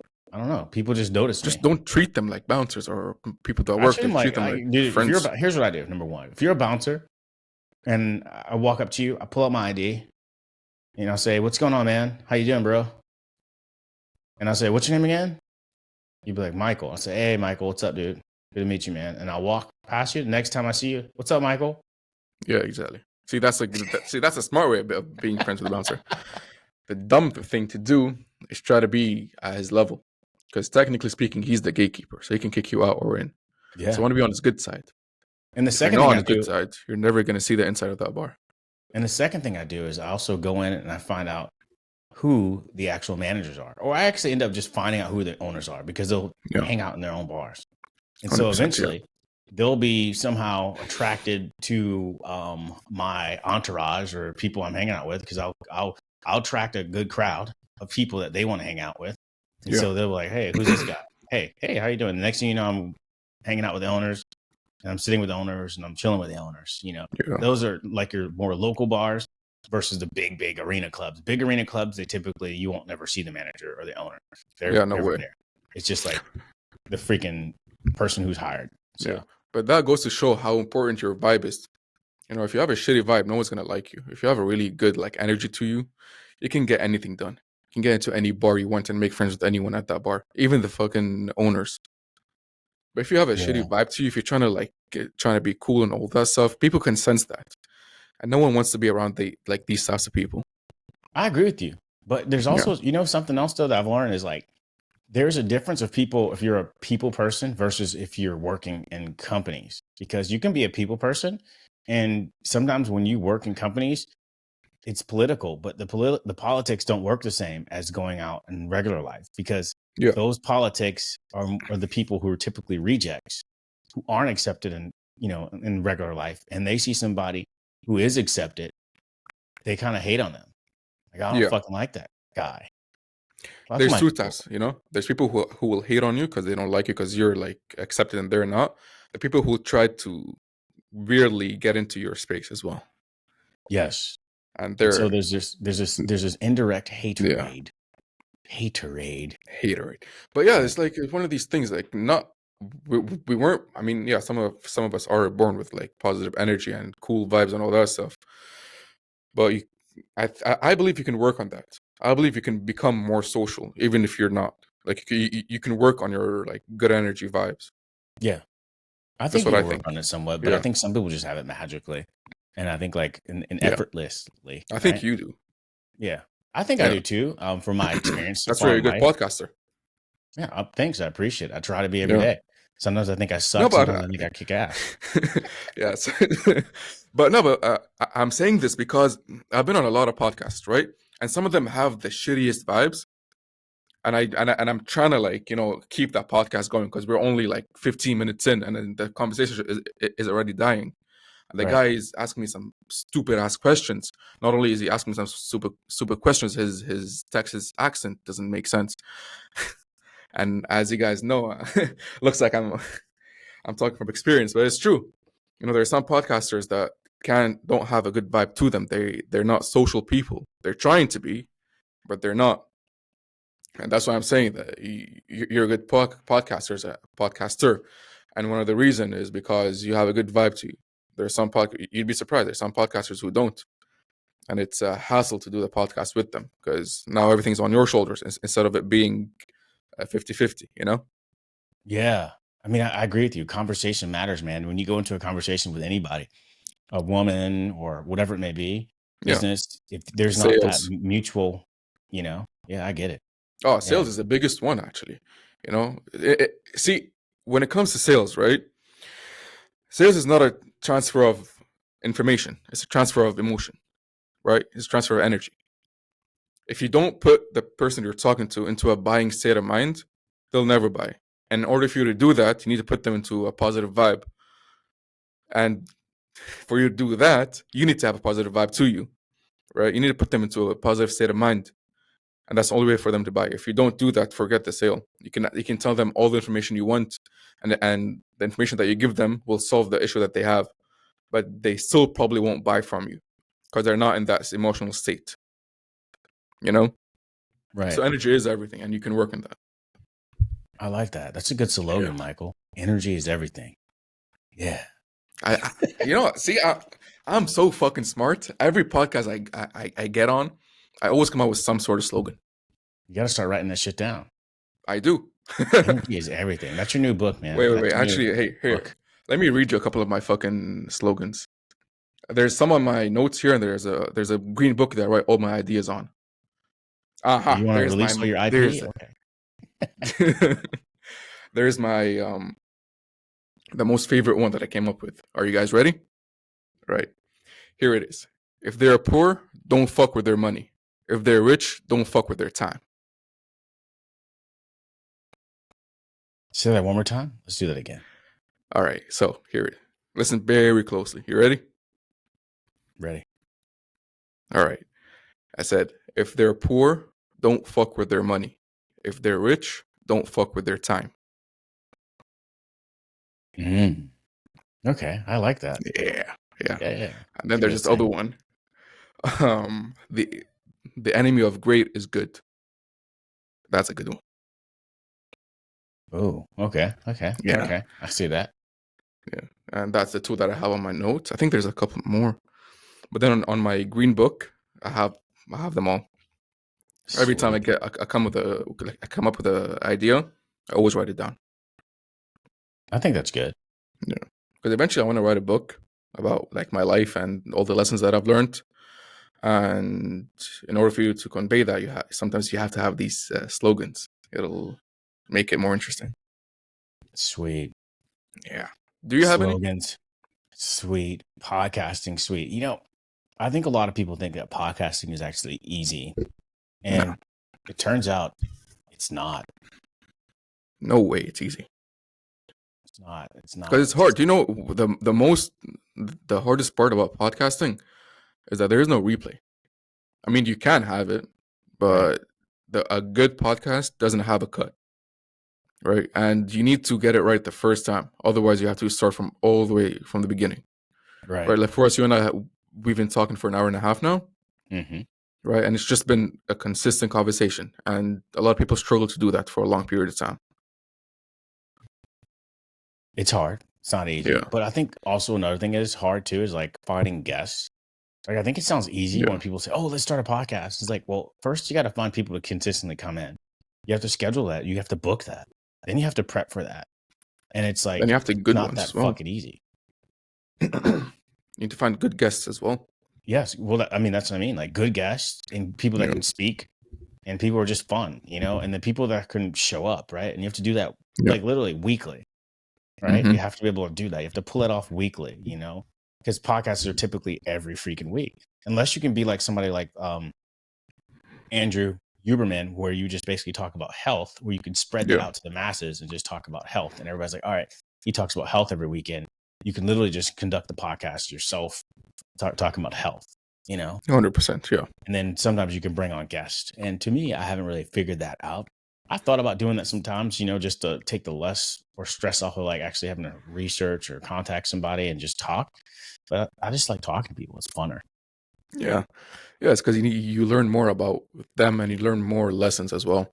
Right. Like, for example, like our just little short sales conversation, that little sales tip that I gave would probably save people a lot of time, because a lot of people do that fucking mistake. They talk people out of buying from them. Right. It's a fucking sales prevention. That's what it's called. Right. I think it's like also like an exchange of information that you can get from both parties and perspectives, and it can force people to grow from the conversation, and also force the people who are having the conversation to grow, and also the people that are listening as well. They'll learn some other stuff. Like for example, let's say you have a podcast on tech, for example. Bring in someone else who's more of a business kind of guy and gives you like different kinds of perspectives and all that.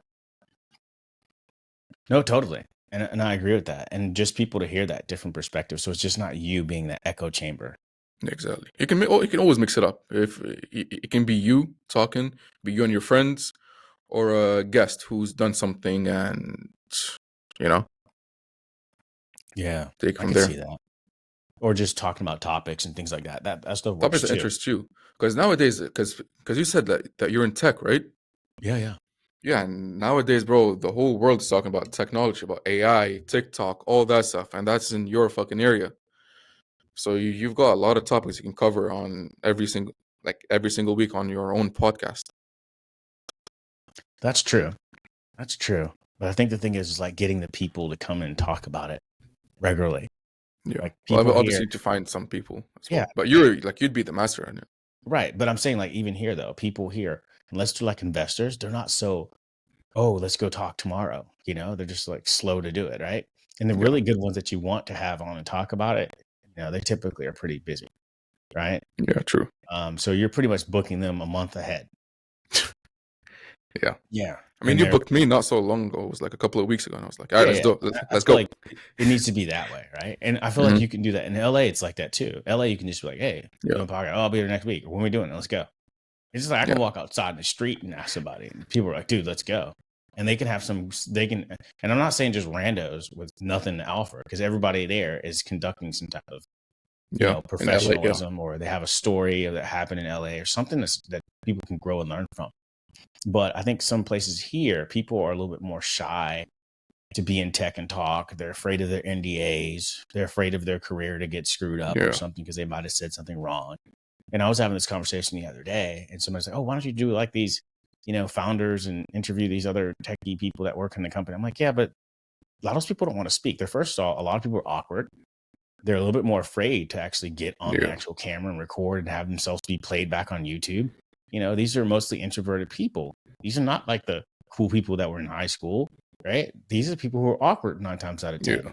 Yeah. So unless they're like the leader or founder, they're not really trying to talk, or they might have some agreement where they have to be, ask what you're going to ask them ahead of time. Yeah, exactly. But then if you Right. put out the fucking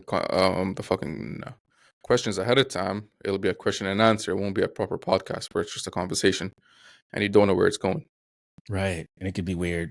But I mean, Exactly, I think because it'll be like a question, then you're waiting for an answer. Then sometimes what will happen is you'll never get to that question because you ask an open-ended question, and then the whole conversation becomes a part of like that question, right? And it'll throw off your guests sometimes because people do the mistake of preparing for something they don't know the outcome of, and so that's what happens when it's a question and answer podcast. I agree. Let's kick off something a little bit more juicier. Mr. Aye. Diddy, Mr. Puff Daddy, Mr. Bad Boy, this That I don't know previous anything weekend. of, my guy.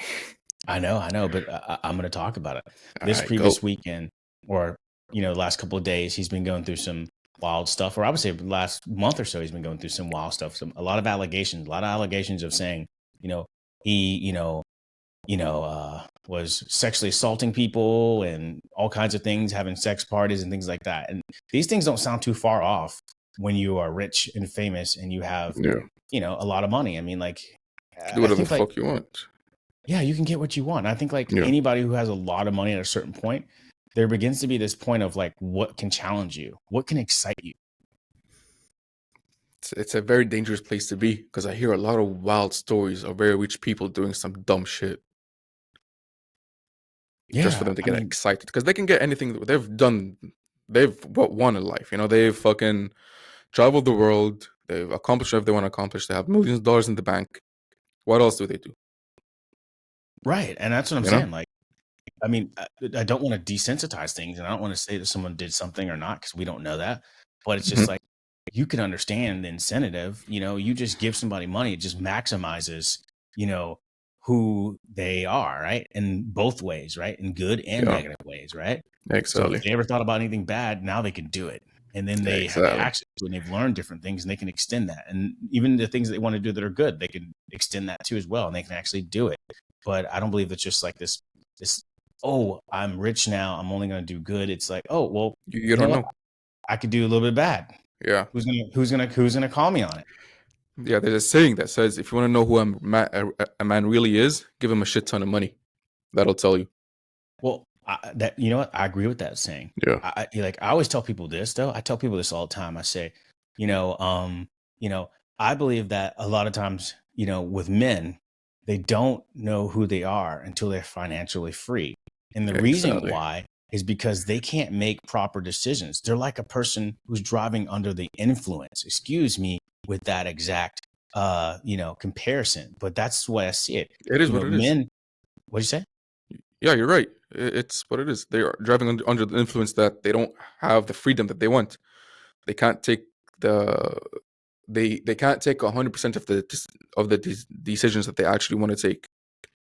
Right, because it's like you don't even know what that's like, first of all, right? Yeah. Because you haven't even been there, right? So it's like it's hard to say, I want this person or this woman for the rest of my life, and it's like, Mhm. well, you know what? Do You you don't know really? that because Yeah. you haven't gotten the You chance don't to have the have, options. right? You don't have the options for Yeah. 500 women to say, I Michael want that George, one. you're. Exactly. So that's what okay, don't. That's a whole other conversation we can get into. But it's a yeah, keep conversation going. I'm wanting to getting into. All right, fine. All right. In terms of options, that's the one thing that men struggle with. They fucking settle down. Okay, now let's talk about women. Okay, like in terms of money and all that stuff, that's something else. But in terms of women, right? They settle down with the ugliest bitches, right? And they keep trying to convince me that they fucking love them, right? But I'm not stupid. I know the only reason why you're with that woman is because you can't get anyone else. It's not because you want to. It's because you have to. You don't have anyone else that likes you. That's why you're stuck with her. And then what you do is you try to convince yourself that you love her. And what happens is it becomes true. You do fall in love with her, but it's not for the right reasons. The reason is because you can't get anyone else. And that's actually a very dangerous thing because the day will come where you find someone more attractive. And that's if you're not already looking at other girls who are more attractive. That's why fucking cheating comes into place. It's because you had that one girl that liked you and you couldn't get anyone else. So you'd be like, okay, you know what? Let me settle with her. I can't get anyone else. Let me fall in love with her. But eventually they will come where someone else gives you a little bit of attention. Now all of a sudden you're looking the other way. Right. You So know? you believe that cheating is based off of options and opportunities. Yeah, exactly. Most of the time cheating happens is because, let's say the man, for example. I don't know, women is a whole other conversation. But for example, for men, sometimes what happens is they never had the options before. But now when the options come up to them, it's like, oh, let me try that out. I've never did that before.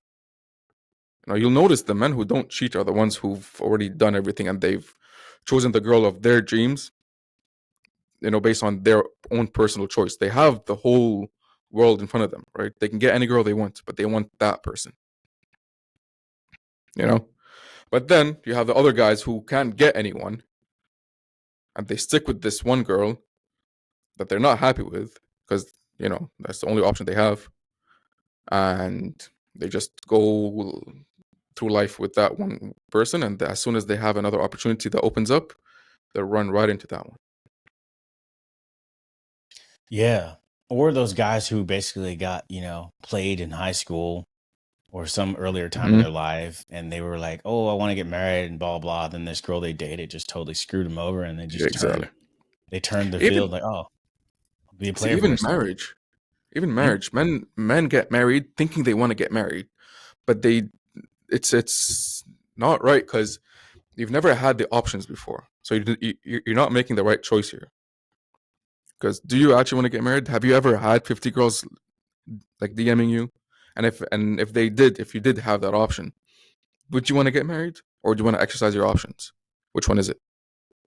You See, don't I know. think, I You've think, never had that experience before. right. I agree with you. And I think that's Yeah. what I'm saying in general. And that's why I sit there and say to people or to women or anyone, it's like a lot of people who are making decisions, if they're not financially free, they Hmm. can't tell me that they would make that exact decision if they had the access to it because they're just Exactly. doing it because they're drunk. They're not making a proper logical decision based off the proper constraints. They're just Hmm. saying like, well, they are basing it off of proper constraints, but they're not making it off of no constraints, right? It's like, Exactly. boom, I'm only here, so I can only see this. And so that's why I sit there and say, like, in general, it's like, if you could only see a certain point of where you can connect with someone, how can you say this is the person of my life? Yeah, exactly. Women can do You it don't different. know. Women can choose. Women can be poor, not affluent, and Yeah, find the guy of their dreams, and they're pretty much going to 100%. get whatever they're going to get, right? Yeah, Men, for example, it's a little bit different. We're looked at as how much money or value or popular or powerful in general that we can be, and that's yeah, when the best looking or the women that you might want actually might discover you. Can you pay my bills? Can you make me more popular? Things like this. And people say, "Oh no, that's not true." But I follow the thing of, not listening to what people say, but watching what they watching do. what they do. Exactly. Yeah. But then in terms of the fact that women like you for your money and your status and all that stuff, see, with that point, for me, I'm in the middle with it, right?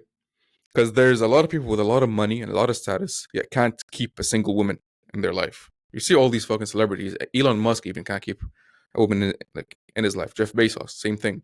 He got a divorce, matter of fact, right? So with me, it's kind of like in the middle, because personality does come into play, especially for a man. But it's tied together. I don't believe it's like separate. I do believe that your confidence should be separate from the outcome. That is true. But in terms of making money girls liking you because you make money, or girls liking you for in terms of personality, I think it's hand in hand. Because let's say, okay, you argue that girls like ambitious and confident men, right? All right, fine, that is true. But doesn't ambition come with hard work and starting your own business and making money? Because if you're truly ambitious, you probably have money, right? If you're not ambitious, you just say you're ambitious, then you're probably broke and playing games. You're just talking. But if you're actually ambitious, you're waking up early, you're chasing your dreams, and you're making it happen. And with that comes money. With that comes status, comes popularity. Everyone knows Michael George. Everyone knows Tavares, right? Why? Because you're ambitious. You're truly ambitious. You're truly confident. Obviously, then being funny and all that stuff that comes into play as well. But in terms of like money and all that, in order for you to make money, you need to have the right manly personality traits. And the manly personality traits, the top two are ambition and confidence. If you don't have that, you're never going to make money. I agree. You know? And if you don't have money yet, but you have these two personality traits, you will make money in the future. You can't run away from it. Right. And I agree with you on that too as well. But I think also as well as like you also pointed out, there's just a bunch of people that got rich and they were ambitious and they were smart, but they also didn't have, I don't know how you call it. They don't have that sex appeal, that swag. Yeah. That's all the charisma about it. Yeah, true. You know what I'm saying? Like if you give me $1 million, I still have charisma. I'm not the greatest looking guy in the world, but I'm handsome, right? I'm enough to charm and speak to most women to where it's like, hey, I wouldn't mind being with this guy. The rest is my personality that takes over. I'm not 8 feet tall, right? I'm not the tallest guy, but my personality and the things that I can do, my intelligence and things like that I bring to the table, it overcompensates for anything else when it starts coming to things like height, because I'm not too short, I'm not too tall at all, actually. But my point in general is that, those other things overcompensate for those other things. Because, I try to ask people, I'm like, how do you level yourself as, a prospect within this dating world or in this relationship world or categorization world, because this world will categorize you no matter what you believe or not. You can say, oh, I don't believe in that. Don't do that to a person.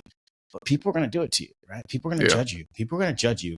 And I think the big lie that people try to push out and permeate is that people don't judge you and that you're not going to be judged as being a man. You're going to be judged. You're going to be judged. You're judged all the time.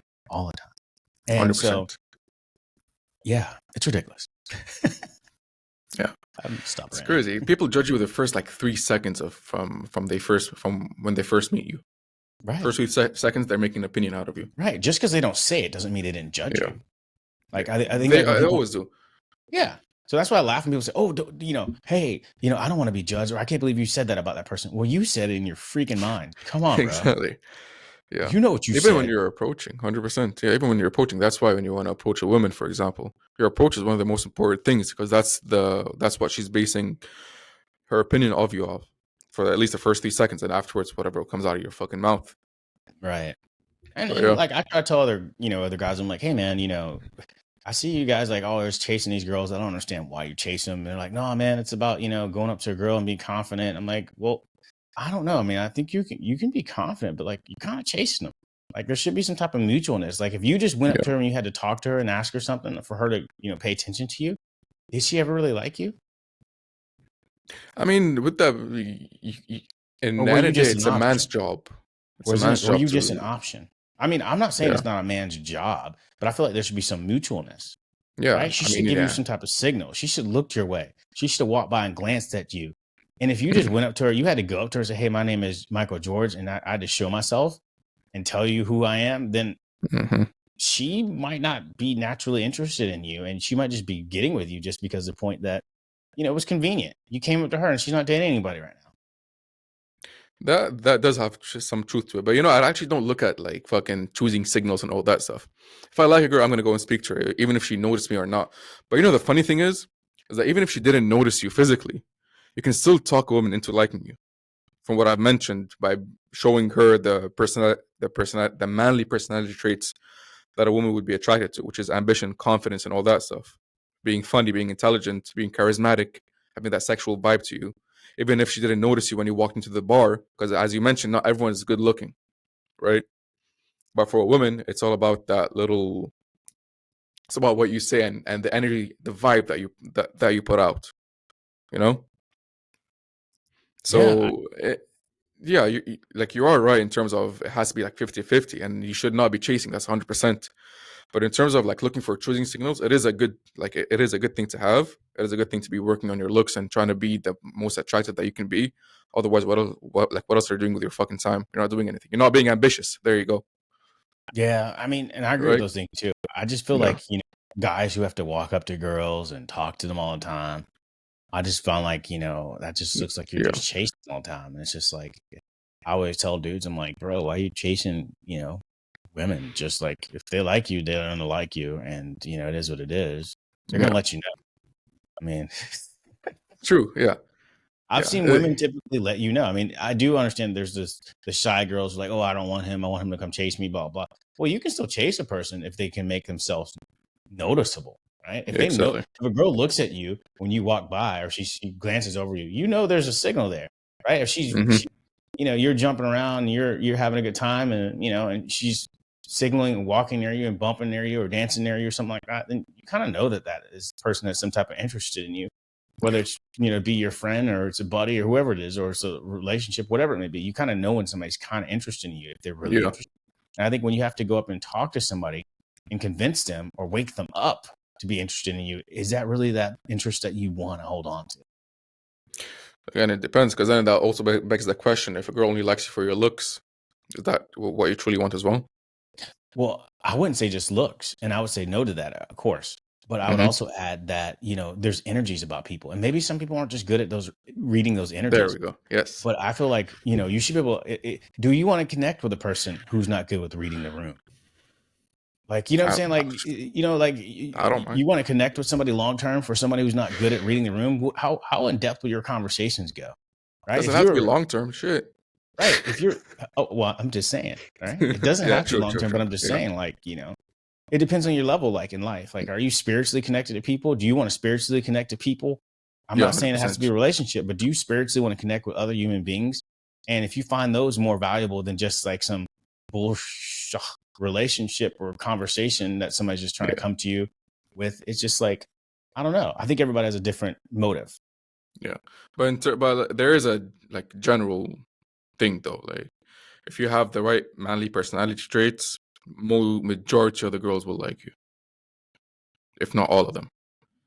As long as you have like a good amount of confidence, charisma, sexualness to you, ambition, I believe most of the girls will like you, no matter how you look.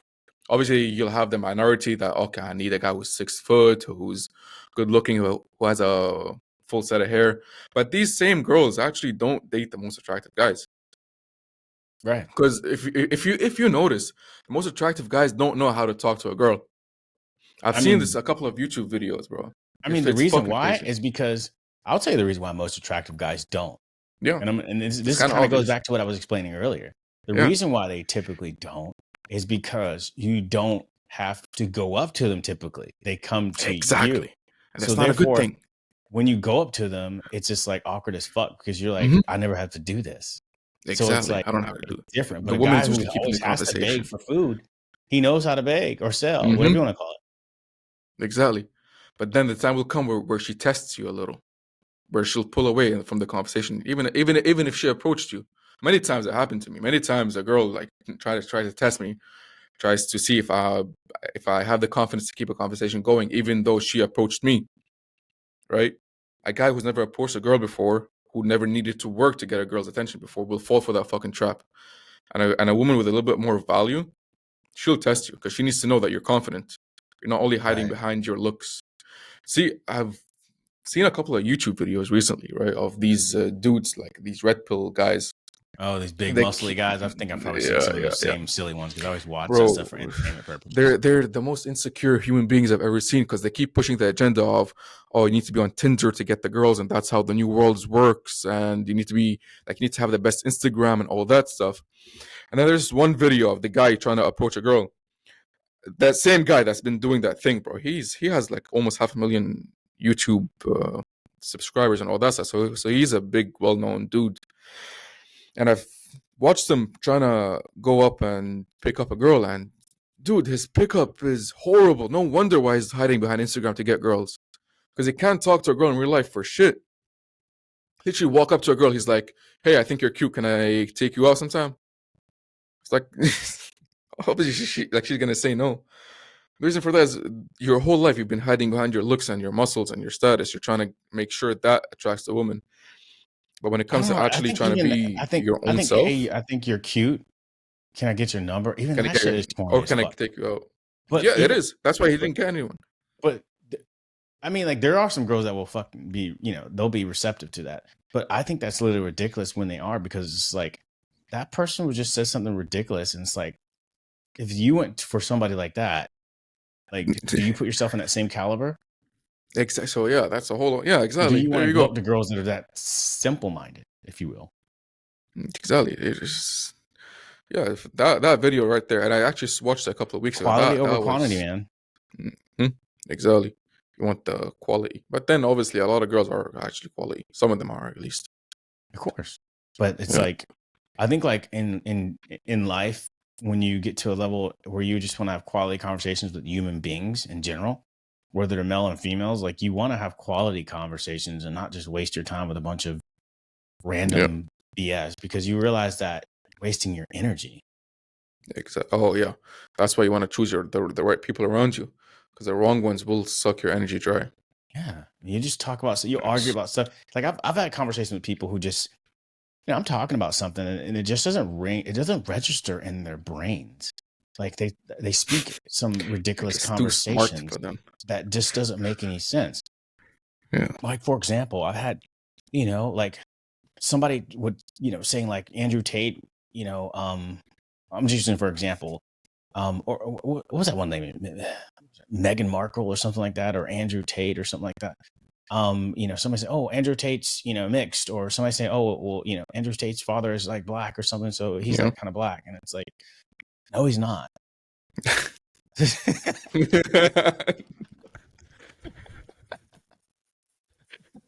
Like, people, I've realized that people will literally lie to themselves to believe something else that they know that they don't even freaking believe. Like, let's be honest. Andrew Tate may have mixed ancestry from his father's bloodline, but Andrew Tate is white. He's white with mixed ancestry, but it's like, I get it, but it's just ridiculous. Like, you never hear somebody who has like 25% Asian, but it looks, you never hear Keanu Reeves saying he's an Asian man. Like, he, even though he's like half, Chinese or something else like that, or Hawaiian, he never says, I'm an Asian man. It's hard being an Asian man. It's like, if he walks around saying he's an Asian man, people are gonna be like, come on, bro. You're not Asian. Yeah. Right. With that fucking conversation we had. Oh Lord. Because it's just like, it's phenotype, right? It's like, Yeah. you can have ancestry from a different culture and have mixed ancestry, but if you don't look anything else like the other one and you just claiming that one, it just looks ridiculous to me.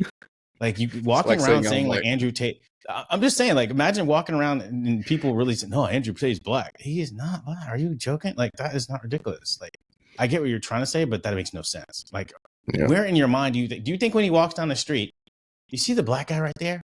Like, oh, that guy. Oh, Andrew. See him. He looks as white as any other white guy. What is the difference? Like, the guy's British, dude. Isn't he British or something? He's actually, his father's American. I don't know. His father's American, and his mom is British, I think. Actually, even Andrew's American. He was born in the United States, but his mother was from UK, and then he moved to UK when he was younger, and etc. And so that's where him and his brother grew up. But like, it's just like when he walks around in society and life, like people are gonna look at him for what it looks like. Yeah, he's not black. And obviously, he's more white. He's obviously more white. No shit. People think I look like him. His father has to be half white. Like, come on, bro. Like, he may be half black or darker skin, but his father looks like he's half black. And there's no way Andrew came just from that father without him being like some white. He has to be like half white. Like, there's no way. Like, Andrew 100%. Looks white. Like, come on, bro. Andrew and him even make jokes talking about how they hook up with chicks who are racist, and then they tell them like, "Oh, my dad's black or something like that, or whatever, or we're mixed, or whatever it may be." But even though his dad's really not black, for them to be having that kid, but you know what I'm saying, he has black, so they're just saying that, they're rounding him off, whatever. But I'm just saying the whole point is like they make jokes about like hooking up with racist girls in Europe and then telling them that my dad's half black or my dad's mixed with black or we're mixed, and they're like, what? So it's like, if you have to tell somebody that, you probably aren't. Yeah, that is true. It's like saying I'm black. If I had to tell you, if you can't see it, I'm not it. Exactly. Like, you have to be able to see it directly. Like, it can't be indistinct. It has to be distinguishable immediately. It can't be indistinguishable. Like, you can't be, I'm almost Asian, but I don't look anything Asian. Like, okay, you can say that, but people aren't gonna. You got to walk around in life. If you look like a blonde-haired, blue-eyed guy and you're saying, no, but I'm Asian, it doesn't matter what you say. It's like life is never going to treat you that way. You're never going to treat it that way. It doesn't care what you say. Like, and also biologically, people are going to be like, there's no way. You have to be European to have blonde hair to look like that. People are going to go towards that. It's just ridiculous to a point. Like, but I feel like there's people in America that just get crazy with stuff like that. And it's just like, at the end of the day, everybody's human. But I just feel like there's just people who just like stretch to grab people to try to put them in their bucket politically to have like, oh, well, he's this person too. But it's like, that person does not represent a black person. If he goes to Africa, they're not going to, oh, dude, that's my bro. Look, we look just alike. Come on, bro. That guy does not look like you. He's guys. from our like, land. Right. They're going to be like, he's white. 100%. Get out of here. And to add to that topic, bro, there's this fucking story. There's one time I was at the bar. Right. And as you mentioned, if someone doesn't see you that way, you're not it. Right. Yeah. So what happened was that's when my ego got crushed because this one girl comes up to me. She's like, oh, do you work out? I'm like, bitch, do you not see I work out? Do I not have the big enough muscles? So yeah, that day my ego got crushed because she was like, oh, do you work out? I'm like, do I have to tell you that I work out? Because if I have to tell you, then I clearly don't. But I do. So there's something going on. It's either you're stupid or I'm small. Right. I mean, I'm not trying to push people to say that they can't say what they want to say, because people can. But I'm just saying, you got to be cognizant of what people are going to view you as. Right. Also, and it's just ridiculous. And also, it's almost like denial that he's not majority of that. Like him skipping over the 75% looking white he looks, or mostly white he looks, to say like he's like a little part of this, Afro-American, whatever, it just sounds ridiculous to me, because it's like he's walking around and nobody's going to look at him and say that. They're going to say, this guy's white. Yeah.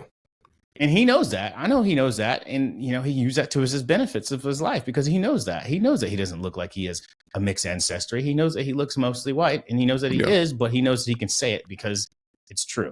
He does have a father that's not full white, so he can say, I'm mixed, because he's mixed, but he doesn't look mixed. Is.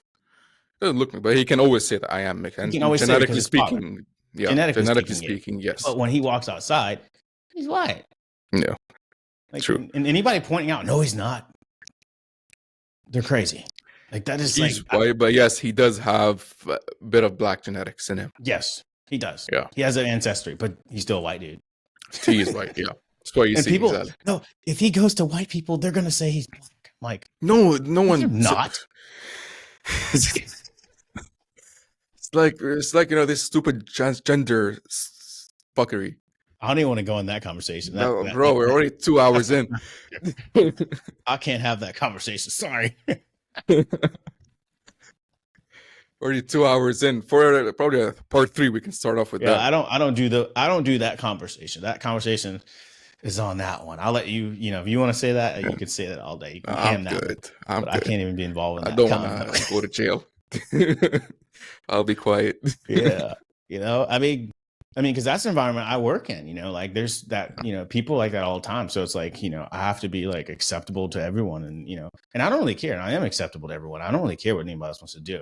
But like I said, at the end of the day, at a certain point, you have to be cognizant of what people are going to actually say. But I just think that I feel in general that even people in America and some people maybe in the UK, maybe they might be a little bit a tad bit delusional. Because if you looked at somebody like Andrew Tate and said that, oh, Andrew Tate's a black guy, it's like you're on drugs. Yeah. Like, that's not real. And even if somebody said that as a joke or even thought that even mentioned that, they know they don't mean that. Yeah, Because exactly. they know at the end of the day, when Andrew Tate walks into the house, into mom's house and dad's house, they're not going to say, oh, you're dating that black guy. They're going to say, oh, you're dating, the white boy. Exactly. Just like these people who think they're wolves. That's what they're going to say. They're not going to say, oh, did you bring Jamil into the house? Jamal, they bring Tyrone into the house. Let's keep it real. But they don't want to hear it. But you can't say that, you know what I'm saying? Because then there's people that get butthurt because people want to claim people who get popular and say that, if they have one drop of anything, they're, that, he's, that person's Asian, that person's that. And it's like, bro. Yeah. Now, like for me, for example, like my children as well, they will come where one of them, let's say, becomes successful and all that stuff.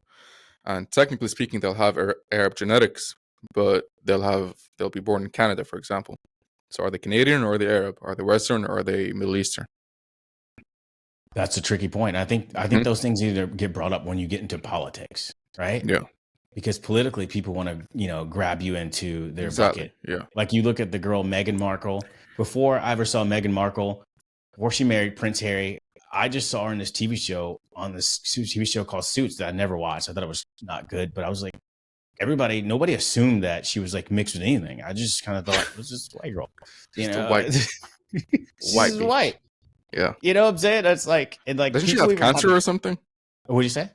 Doesn't she have cancer or something? I don't know. I hope not. That sucks if she does. One of the royal family members or someone has cancer. I don't know who it is. Oh, I don't know if she does because she's not like blood royal family, but she's married Prince Harry, right? And she's like, like, oh, she's married Prince Harry, and her mother's black or something like that, and so she, is Prince Harry's kid gonna be black? And it's like, bro, we'll wait and see. She looks white. How the hell do you think her kids are gonna? And you'll see people arguing, dude. One drop of chocolate milk makes chocolate, and it's like, no, it doesn't. Yeah, it's not. What part of biology class did you skip? Like, recessive genes. If recessive genes meet up with recessive genes, it's dominant now. Yeah. So if you have a person who has blonde hair, if one person who has a mother who has brown eyes and a father who has blue eyes, and then that kid marries a blue-eyed person, most likely their kids are going to be blue-eyed. Yeah, exactly. Because now that blue eye is not recessive anymore because 75% chance that the kids will all have blue eyes because recessive is now dominant. It's not recessive. Now, if it's an equal pair, for example, like brown eyes, and blue eyes on the opposite sides, and they have a kid, of course, there's going to be a situation to where it's like a Russian roulette or like a blend. But overall, it's recessive becomes dominant when recessive is dominant. And that's some things that people don't realize in DNA. It's like, what do you mean? It's like, no. Dark skin is dominant. I'm like, dude, only if it's with something that's pure dominant. But once that dominant is mixed with a recessive, and then that child hooks up with something that's recessive, that recessive becomes dominant now. Exactly. It's not recessives. Anymore. Yeah. Yes, because you're 75 of the recessive, and that's so that's like grade 7 biology. But dude, if you listen to people like on Instagram and these TikToks, they'll be declaring some people that look white as snow is like, dude, they're black, or that person's Asian, and I'm like, Or that what person's are a you talking about? wolf because they think they're wolves. Yeah, I mean, dude, even Bruce Lee, right? Bruce Lee was like a quarter white. Bruce Lee was water. He was a quarter white. His mother was like half. His mom was half white and half Asian. Yeah. Yes. But did you see anybody go around saying, you don't see white people say, damn, Bruce Lee's, he's white. I didn't know that. That I actually didn't know because it was fucking. He looks because Asian. Why do you not know that? Because he looks what? He doesn't even look. He acts Asian. This dude knows kung fu. Like no one. Well, he grew up in China. I think he grew up. Yeah. Or he lived in the United States. I think San Francisco. He was born in the United States. Yeah. I think, and then he moved back over there for a while. Then he came back or something like that. I can't remember movies and all that stuff. Yeah. But I just know that his mom supposedly is half white. I don't know that. I actually don't know. Yeah, his mom was half white and his father was full I guess Chinese. But then what is Michael Jackson? I mean, Michael Jackson was black, but then he had some skin pigmentation or whatever the fuck. I mean, but once he changed his skin color, he technically was white. By biology, I think he's black. Yeah, biology he is, but like technically, once he changed his phenotype, I guess he wasn't white. I think it's his skin condition or whatever the fuck. Yeah, skin condition, man. Yeah. All jokes aside. I mean, this dude was rich as fuck, so we can make fun of him. Yeah, I'm never making fun of Michael Jackson. I think he was fucking awesome. He was amazing. Yeah, Diddy did it. Did Diddy do it or did Diddy not do it? Did the record? I don't even know what the fuck he did. What's the whole thing about? Well, I mean, I think the thing about Diddy right now is that people are talking about is that Diddy. They're saying he's being accused of sexually molesting people, like people that were around him, like men who were his bodyguards or producers that he worked with, different things like that, or having these, luxurious parties. And they're claiming that he was, raping people, having sex with too many people and doing lewd acts and sex trafficking. So I think most recently they raided the FBI or the feds or whatever in general. They bust in 2 of his houses, one in Miami and then one in LA. And they even took 2 of his sons and kind of like, I guess kind of like temporarily arrested them.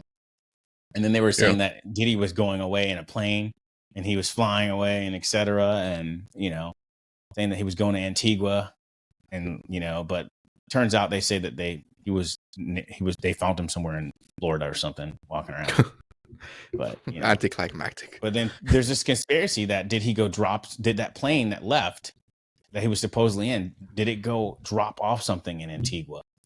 Yeah. That's a whole other question then. But now, what point is it fact and what point is it fucking just conspiracy theories? I mean, I think nobody knows, right? Yeah, I mean, that's the thing. Obviously, I mean, here's the thing. Once you get powerful and you get a lot of money, people are going to find holes on you. Like you're going to mess up. Everybody's going to mess up. Everybody can make a mistake. And he's not prone. He's not defenseless against it, right? He's not immune to it. He's not immune from making a mistake. He's not immune from doing something weird. And the more money you're going to get, you're going to run into somebody doing something weird, or you're going to do something weird. It just comes with the territory.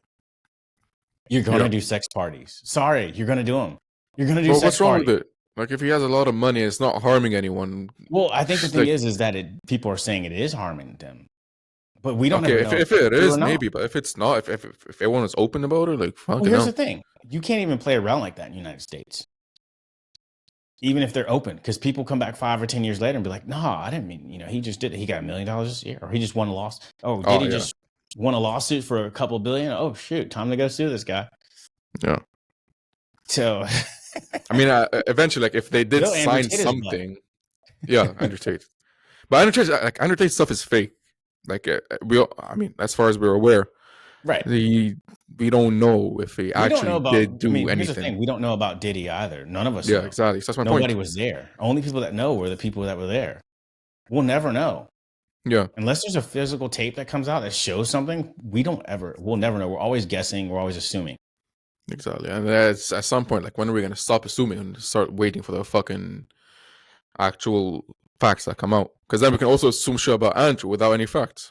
How come we're letting... you can sue anybody without any facts, dude. Exactly. You can sue anybody for any facts. You can do anything you want without facts. Yeah, that too. In the Western world, you can just make up stuff. especially if you're a dude. It's, If you're it's against, bullshit. if it's against a dude, it's over. Rover. Mhm. Rover. It's actually bullshit, in my opinion.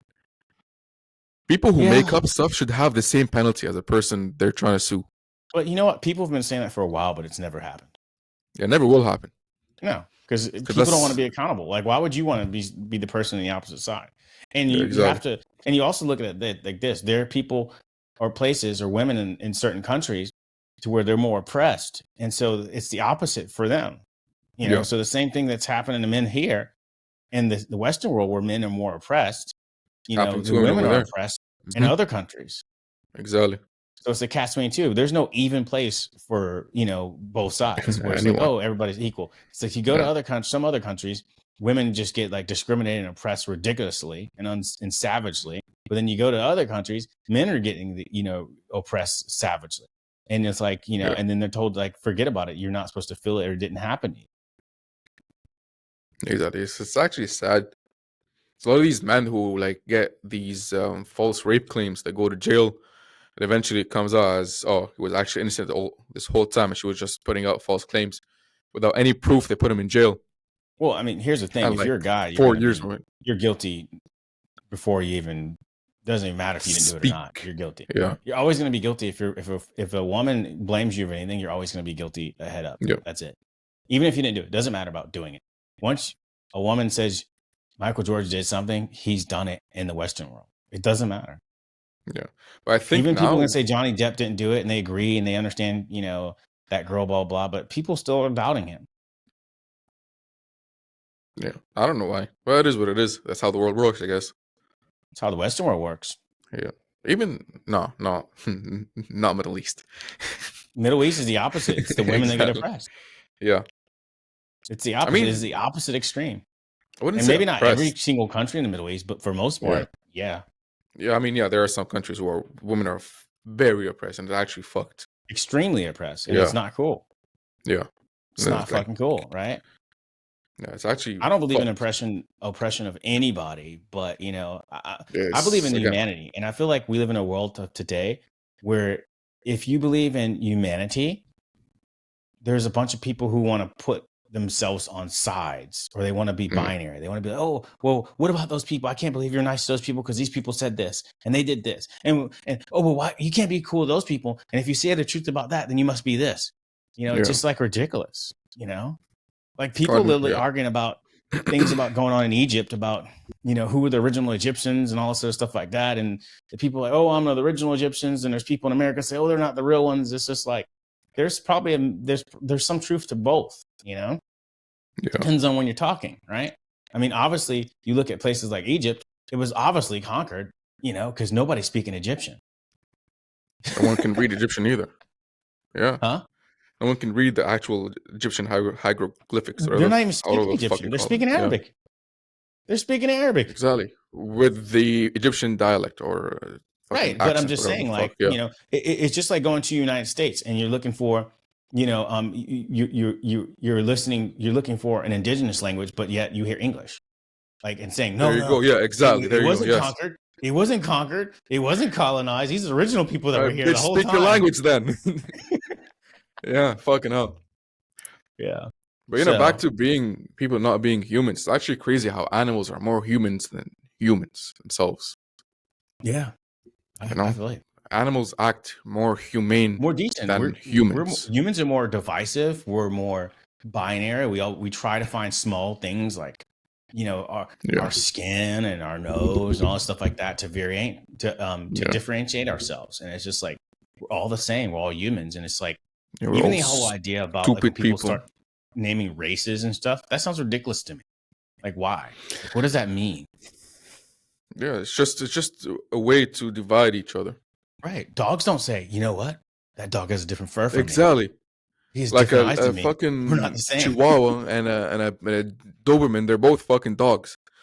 They both see each other as dogs. Period. This They're is not like, oh, yeah, wait my a minute, point. that's- That's my point. that's a husky. Oh, Yeah. You know, Alaskan husky doesn't see another wolf as a different type of dog. They see themselves as the same. A polar bear Exactly. doesn't see another brown bear as not a polar bear, from what I understand. I think they still see themselves as just bears. Yeah, exactly.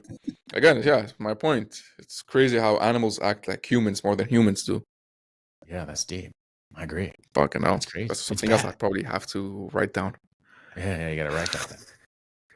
But hey, Michael, it's been great having this conversation. I think we went a little bit past our time, but it's been awesome as normal. Yeah. It's been great being here want again. anything? Yeah, of course. Anything you want to say or anything you want to mention before we get off of here? Anything No. you want to shout out or? But I Shout think you're out, really no. good at this relationship stuff. You're good at relationship conversations and real life conversations for sure. Yeah. So hats off to that. In terms of tech and all that stuff, bro, only a couple of months ago did I figure out that if you put your iPhone to landscape, you actually have the full calculator. So in terms of tech, I'm not the best, but in terms of like relationships and business and all that stuff, that's where my area of expertise is for sure. Cool. We'll talk about more of that shit next time you come on. Michael George, thanks Sounds for coming on good. the pod. Thanks for having me. Let's Take go. care. Ladies and gentlemen, The Kids in the Room podcast. Kids in the Room podcast. That's right. That's right. Brought to you by Move Faces TV. Let's go.